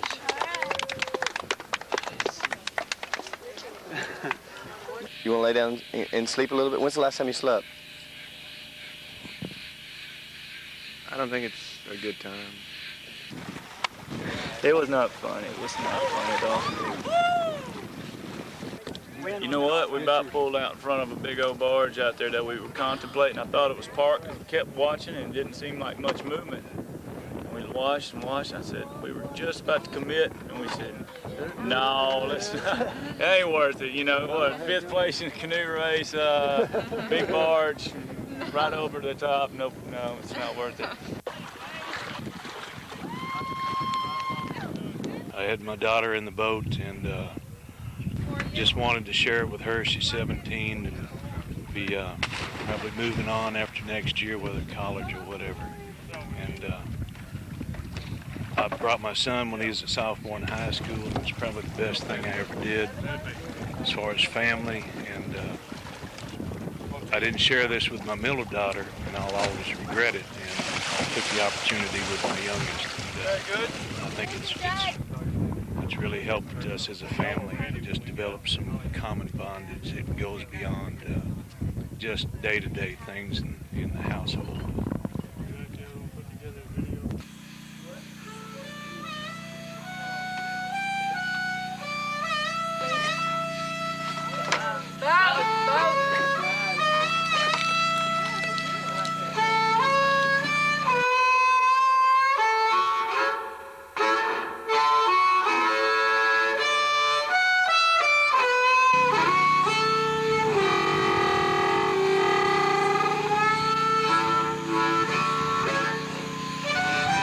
Something that beyond our physical ability, and you get to where you're running on guts, you know, you're running on willpower, and at some point in the race, that's got to hit everybody, because I mean, you can only paddle so far before the body just flat gives up. I mean, you can't go, you know, you will say, I cannot go any further.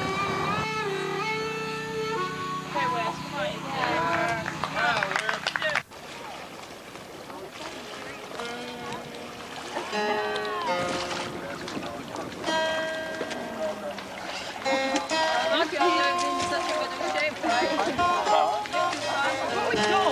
We took it out on the kid.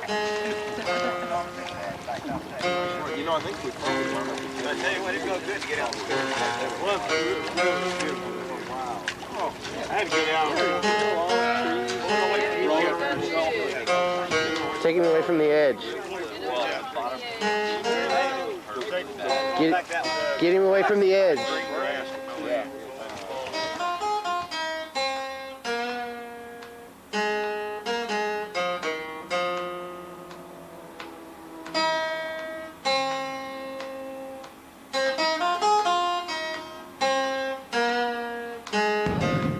Fish hook. Fish hook in the ear. Right. It probably doesn't look like much, but it hurt a lot at the time. Yeah.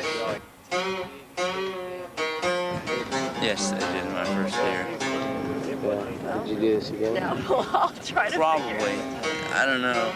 I better give it a while to think about it before I make up my mind now. But it was fun, and now that it's over, I can look back on all the pain and stuff that I had to go through and say it was okay. But you know, overall, I I think I'd probably do it again, yeah. Just decided to pull out at Luling City Park because I didn't feel like doing the rain and the jammers and the glasses without my contacts all at once for my first run. So I had a good run. It was real fun. I felt good. The rain just put a kink in my plan. So next year it won't be raining. Rain and 7-foot floods. Yeah. For them run an awesome race. It's probably the toughest I've ever done. It's not much anyway. You did? Yeah.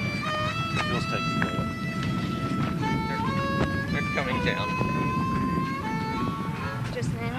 No, at Dot Island.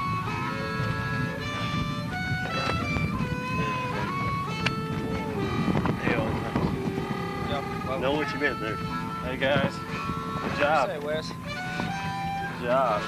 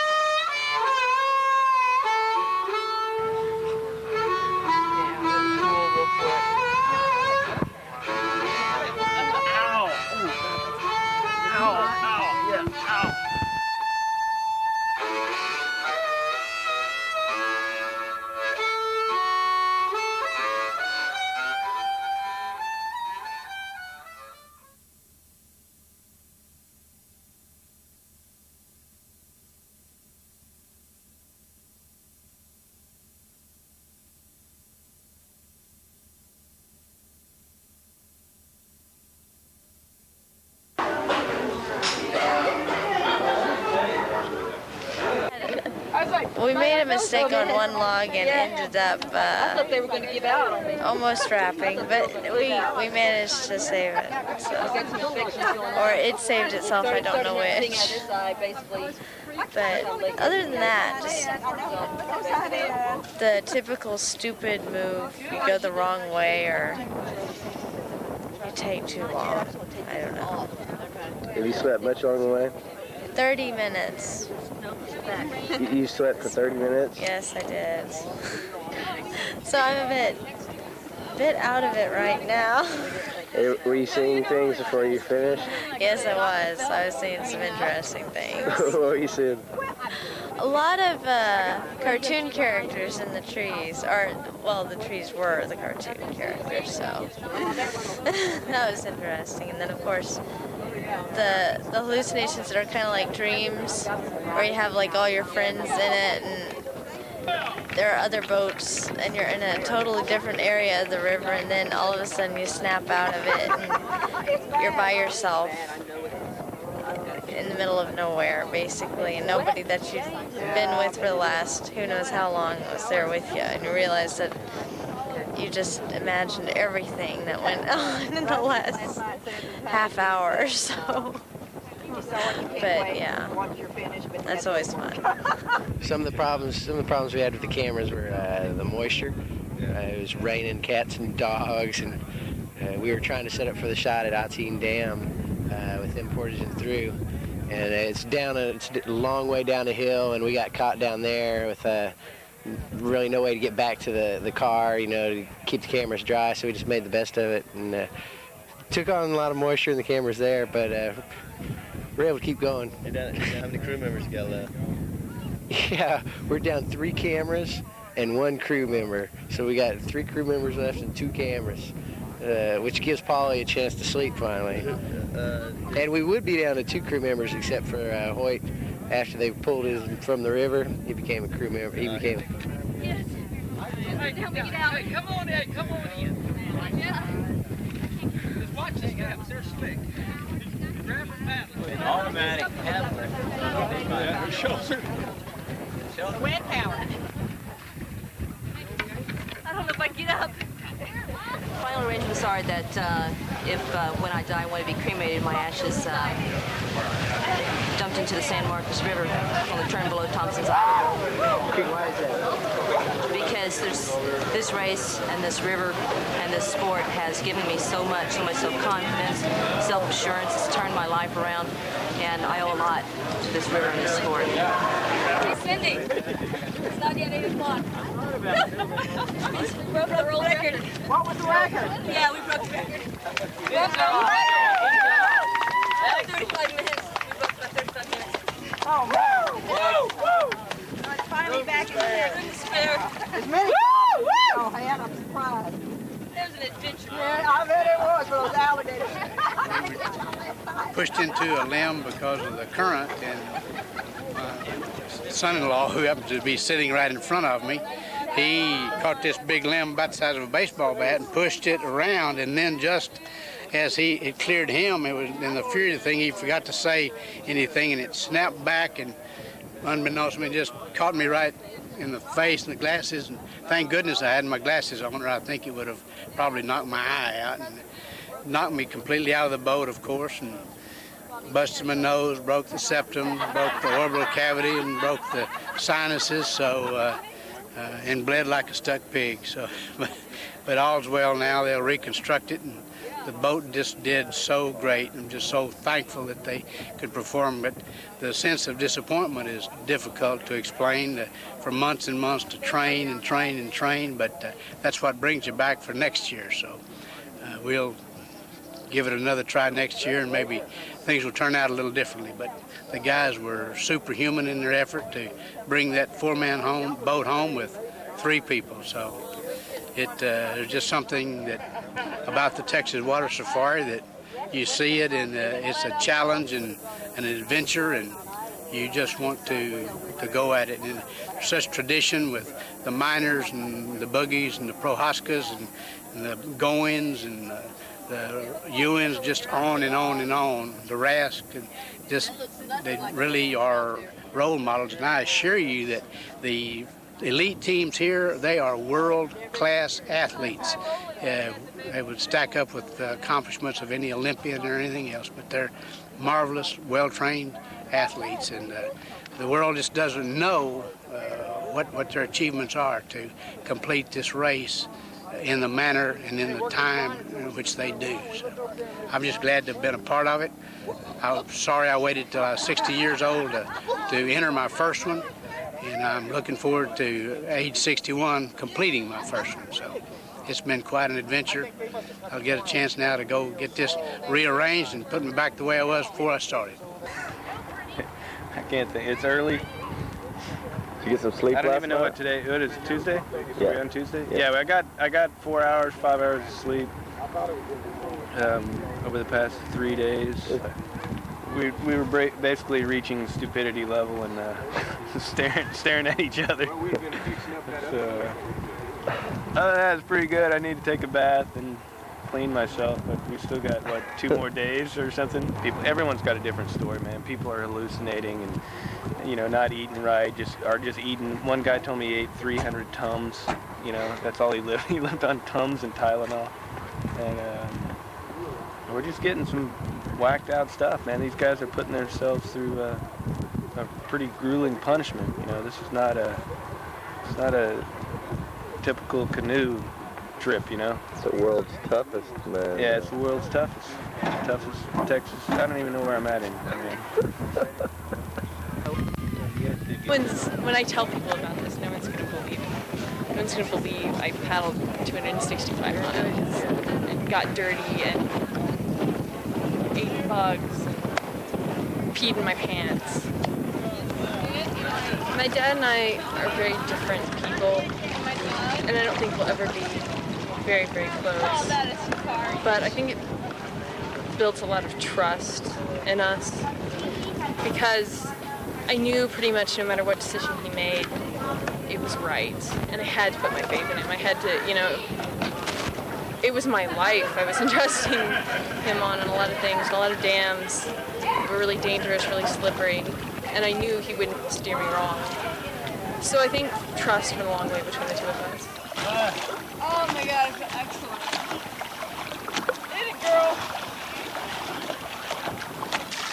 as Rachel was telling me as we were coming in, she said, "Yeah, this went really smooth and we went really fast." So she was very, very happy.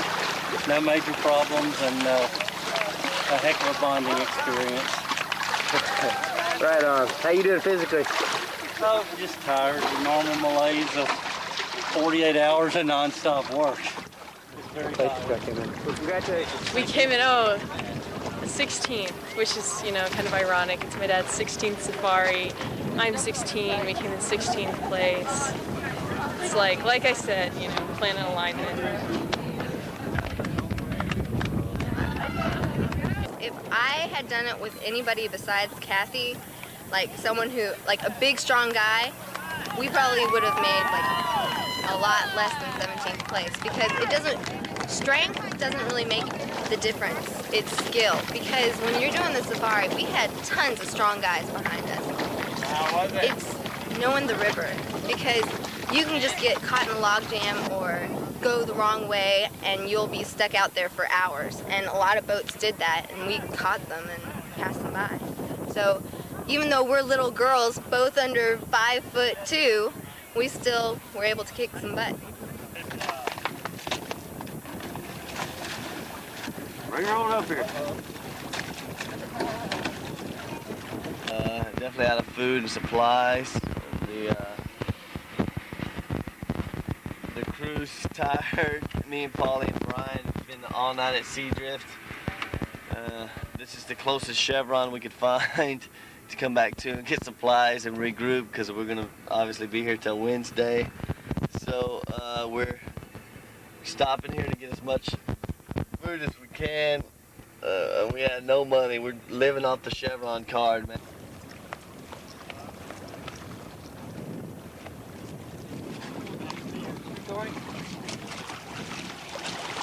Congratulations. Way to go.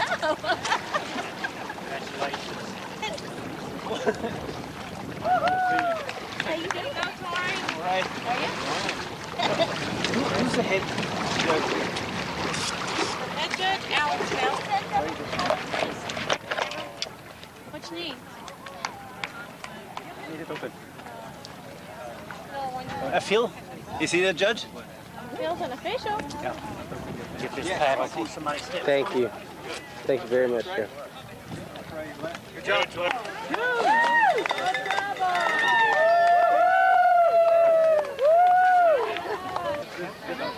This is private conversation. What? I'm Jim, and that's a private conversation.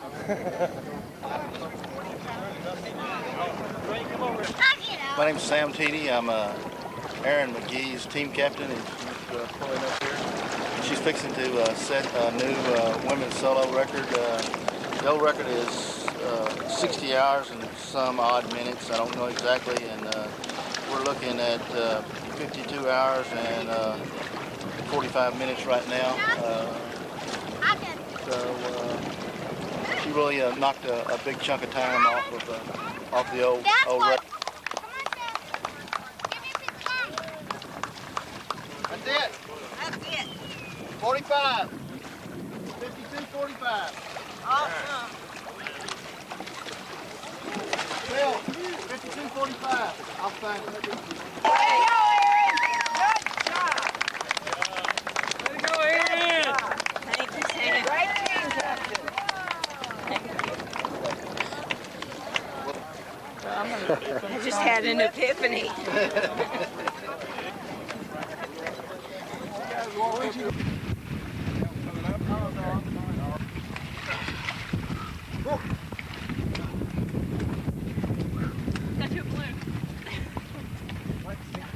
At this point, I don't care. I just want to touch him. I should have taken it too bad. It's no better than I do. You proud of you guys? Extremely proud. You did a great job. Were you worried about him? I was worried a lot. I worried a lot. I've only slept 6 hours since Saturday morning.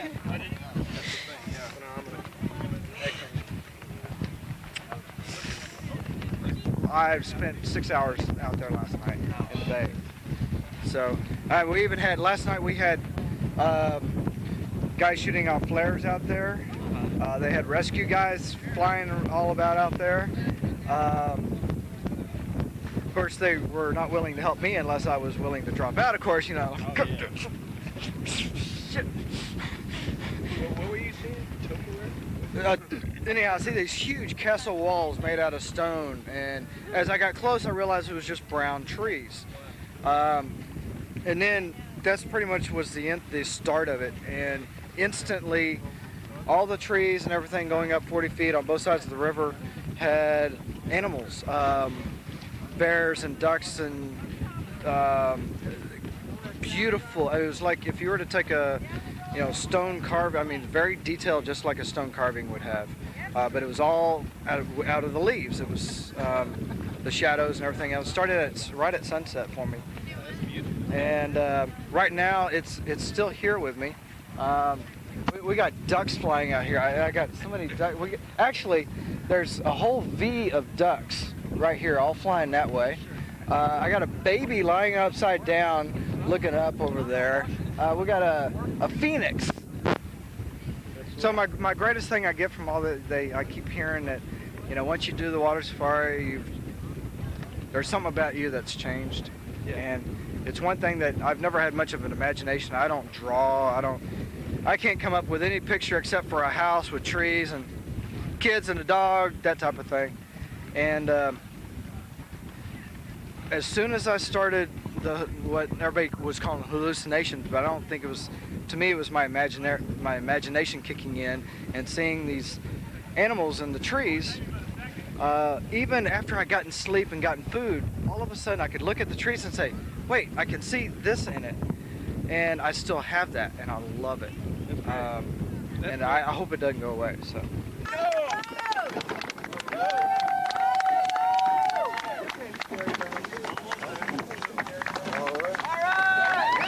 Favorite part of the race is finishing. Yeah, there's nothing like the feeling that you get just the moment after you finish. It lasts for about 30 seconds. I think it was just a matter of just ending the pain. Is what it was all about. Hey, Ronnie,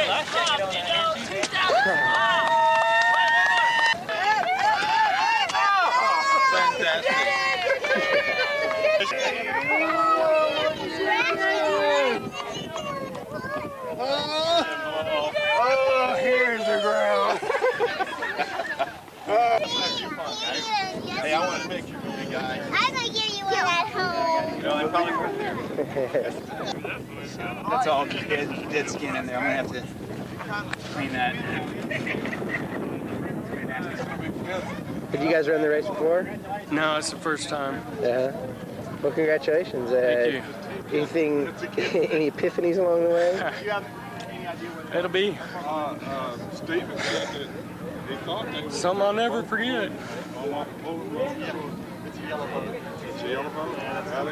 We passed them in the bay. 2002, the one that was... I don't think I've ever been so happy. So you guys got second standard? Well, I thought they were... He's had a rough time of it. He kind of hit the wall. And You're done. Yeah, you're done. He's diabetic, and his blood sugar bottomed out back at Cheapside. He never has been able to eat enough and hold it down enough to get his blood sugar back up. And so he stays nauseated, dizzy, so he's fighting that as well as fatigue and everything else. What time are you expecting? Oh, this sucks. Surprise.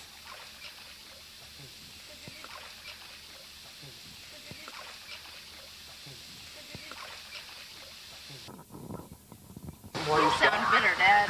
And somebody sent me swimming. Turn out my paddle. Thanks for at least sending the boat out for it. Pretty quick thinking. We needed that. You'll be ready to go again now. You sure do an awful lot for your kids. I'm the third one he's made go down the river. Really? Uh-huh. Have you been looking forward to it? Pardon? Have you been looking forward to it? Oh. We'll tell him. If he can just finish, he'll be the oldest one finishing. Really? You said. Okay, I'll walk out. How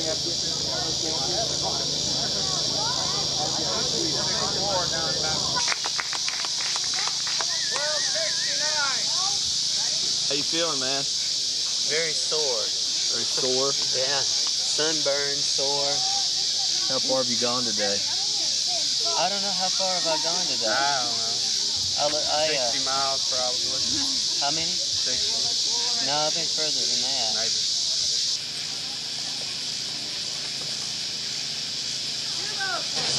What was the hardest part that you had? The hardest part? Yeah, today. Oh, man.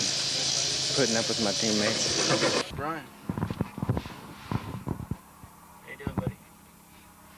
That's cold beers at. Nice. You ready for a beer, man?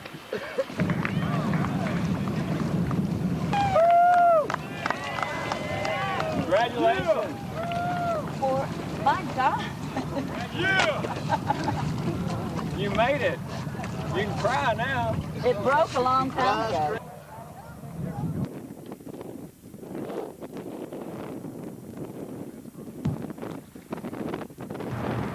You have a lot of time to think about things, though, and some people do find God, especially when you're lost out in the bay. And we've had people come in that have been lost in the bay for hours at a time, 10 hours, and thought that they were going to go out to the Gulf of Mexico and never be seen again, and came in with a whole new perspective on life. Found God and everything else. All the way down there. Hopped out. Had his life jacket on, he had a paddle, and he grabbed a thing of water. He just didn't want to. Well, he quit once earlier today, but I let him back. I think that's got to be a record. Closest to the finish line. Well, quit. Nobody's touched him. That's true. He's not out. That's true. His words were to me, when you get back to civilization, or if you get back, let them know where I'm at. You're here. When it's daylight, you can see it.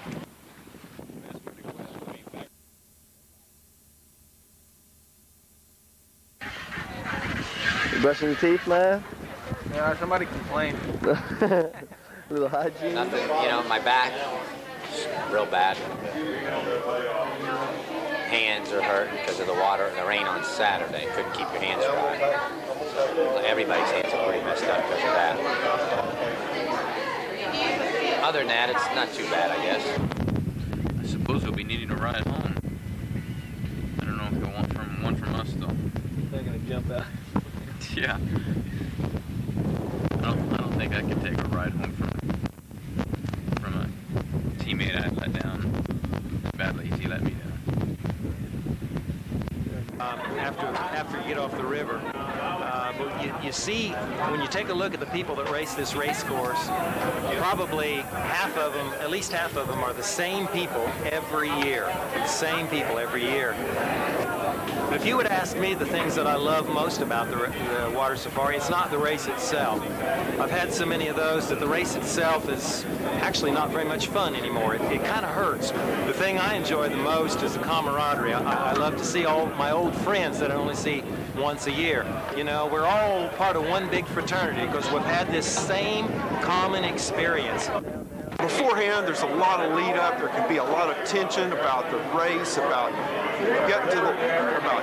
getting everything together and making it right. And is your team going to do it?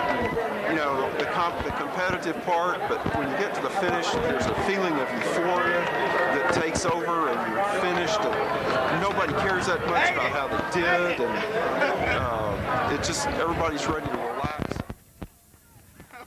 How you two getting along? Just like brothers. I know, no fat lips. No, there's like 16 feet between us. Yeah, all I gotta do is splash big knots on the back. I splash him. Once I can get up here.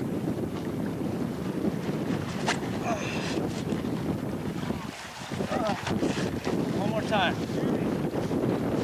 I can't. My feet hurt. I did it for one reason, and that was to say that I finished it. And I did. It's like you finish after Tuesday at 2 o'clock or something. Well, a lot of people had gone home, and a team would finish, then they'd get out on the bank and they start clapping for the guys that were right behind them, and then they'd clap for them, and they all stayed there until the batch of boats had finished, and that's kind of the same spirit of the race that Fred Hearn, Jimmy Jones, Lynn Moffner kind of, mentality of yeah, it's good to come in ahead of somebody else, but if you can encourage them to finish, that's neat too. Slow, we didn't really know what we were in for. We were just doing it to do it. Go out and have a good time. Proved to everybody we could. Everybody said we could, and we did it, so there it is. Pretty worn out. Pretty worn out. Was it worth it all? Oh, absolutely. Absolutely. We may go back and do it again tomorrow morning. It was a disappointment to me. It was the first race I hadn't finished out of 15 starts, but I felt comfortable that we'd made the right, safe decision. It was real disappointing to my teammates, but they also recognized that the river conditions were not optimum to their skill levels, and they anticipated doing this thing, but it's a tricky event. You never know what's going to happen. It's an event that requires a lot of self-reliance and ability to deal with anything that gets thrown at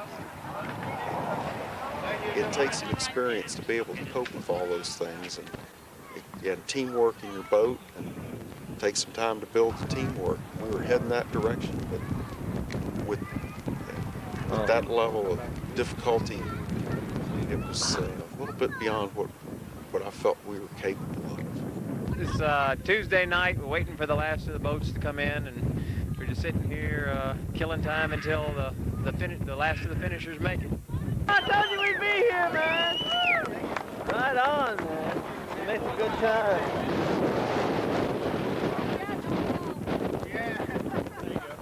Yeah! Oh, God. I'm glad that's over with, baby.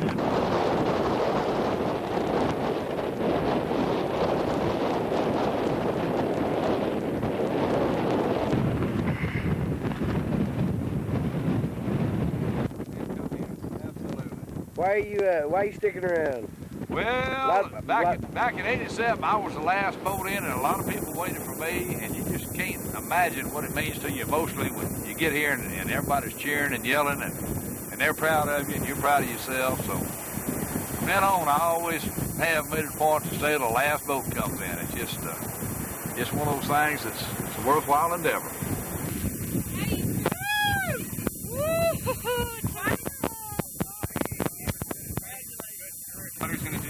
No, I don't. I think she made it real clear. When there was an alligator gar that jumped in front of her, and she slapped it with a paddle, and she said, "Dad, that's it. Don't ever take me on another one of these things, ever." It's at this point, it's come on in or give it up. It's one or the other. They've got 5 hours, basically, to finish it up. Only a couple miles to go. Yeah, I think it might be. They said they had to go get a different kind of boat.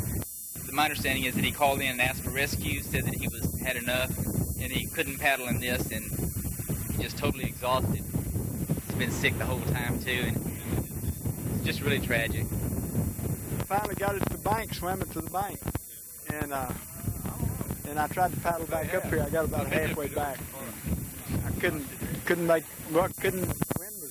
paddle it. A couple years ago, we was slow, and hell, you get out and there's nobody here to welcome you. We just decided this is what we were going to do from now on, try to stay at the end, because, I mean, these folks been out there a long time, We went hard so we didn't miss some of this stuff. Well, they caught all the bad stuff that a lot of us didn't see, These guys put in some time, It's crazy.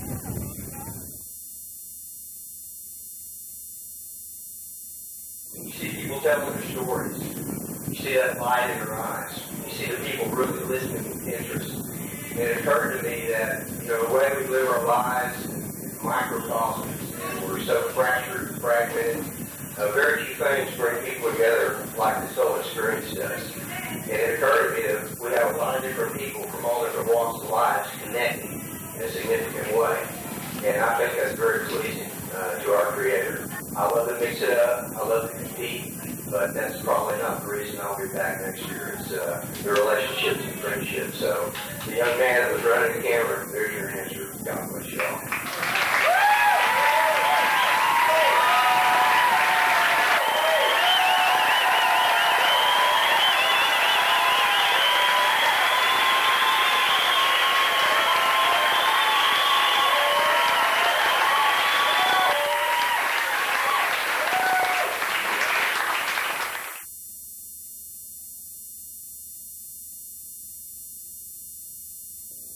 What are some of the changes, if any, that you see in the future for the water safari? I'm not certain. It's really, this last year grew tremendously. You know, a huge increase in participants, and I think it's going to grow geometrically from here. And I'm not sure how that's going to affect the water safari. I don't know how we're going to keep up with the growth. We're going to continue just like we are and hope for the best. I just feel peaceful when I'm here. Maybe it's because I'm living in Dallas and there's so much chaos, and I'm a mechanic, so I'm working on cars, and it's noisy and hot and all that. When I'm on the river, everything is cool and pretty and quiet. So it's just a total change from what I'm used to. Can you play a little song for us real quick? I would like to. Play. I don't have a guitar. No, on your harmonica right now. A little river music. River? Oh, a train? River music. It's the right song. It's the right key. That's it.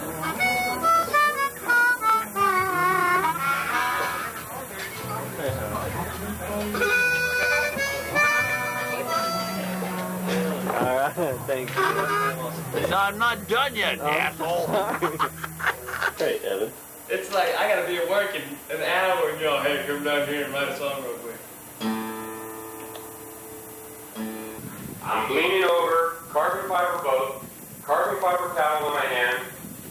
I guess they got these fences here, but they're trying to keep these animals out. And I leaned up against one of the fences, and I got a little bit of a shock. And the shock, I was told it was only 24 volts, but 24 volts when you're totally wet and you have to really wait for a shock, it's a shock. So, and I didn't mean to offend anybody on the side of the bank, but I used the F word a lot. Problems, you know, you go a little slower at night, and the log jams are a little bit scary at times, but she's handled everything pretty good. Really done a good job. That's not her. Ah, shit. We did have a lot of fun this year, though, but I thought we were supposed to be racing boats, but ended up we was racing refrigerators and freezers, logs, and these were fast logs, too. I would urge people to support the water safari. It's totally non-profit. You know, all the entire help, jet skis, everything is totally non-profit, volunteer, donated, free. Nobody gets paid a cent. I would urge people to contribute to that. And it's, you know, it's a verified IRS 501(c)(3), you know, we're the real thing. If you donate something, it's not going to be abused. We're going to try to promote the water safari for people because we think it's good for people. You know, for years when I started, Tom Goins and John Boogie would stand up and say, you know, the water safari is good for people. And they went into more detail than that. But my kind of version of that is, you know, to complete the water safari on most people's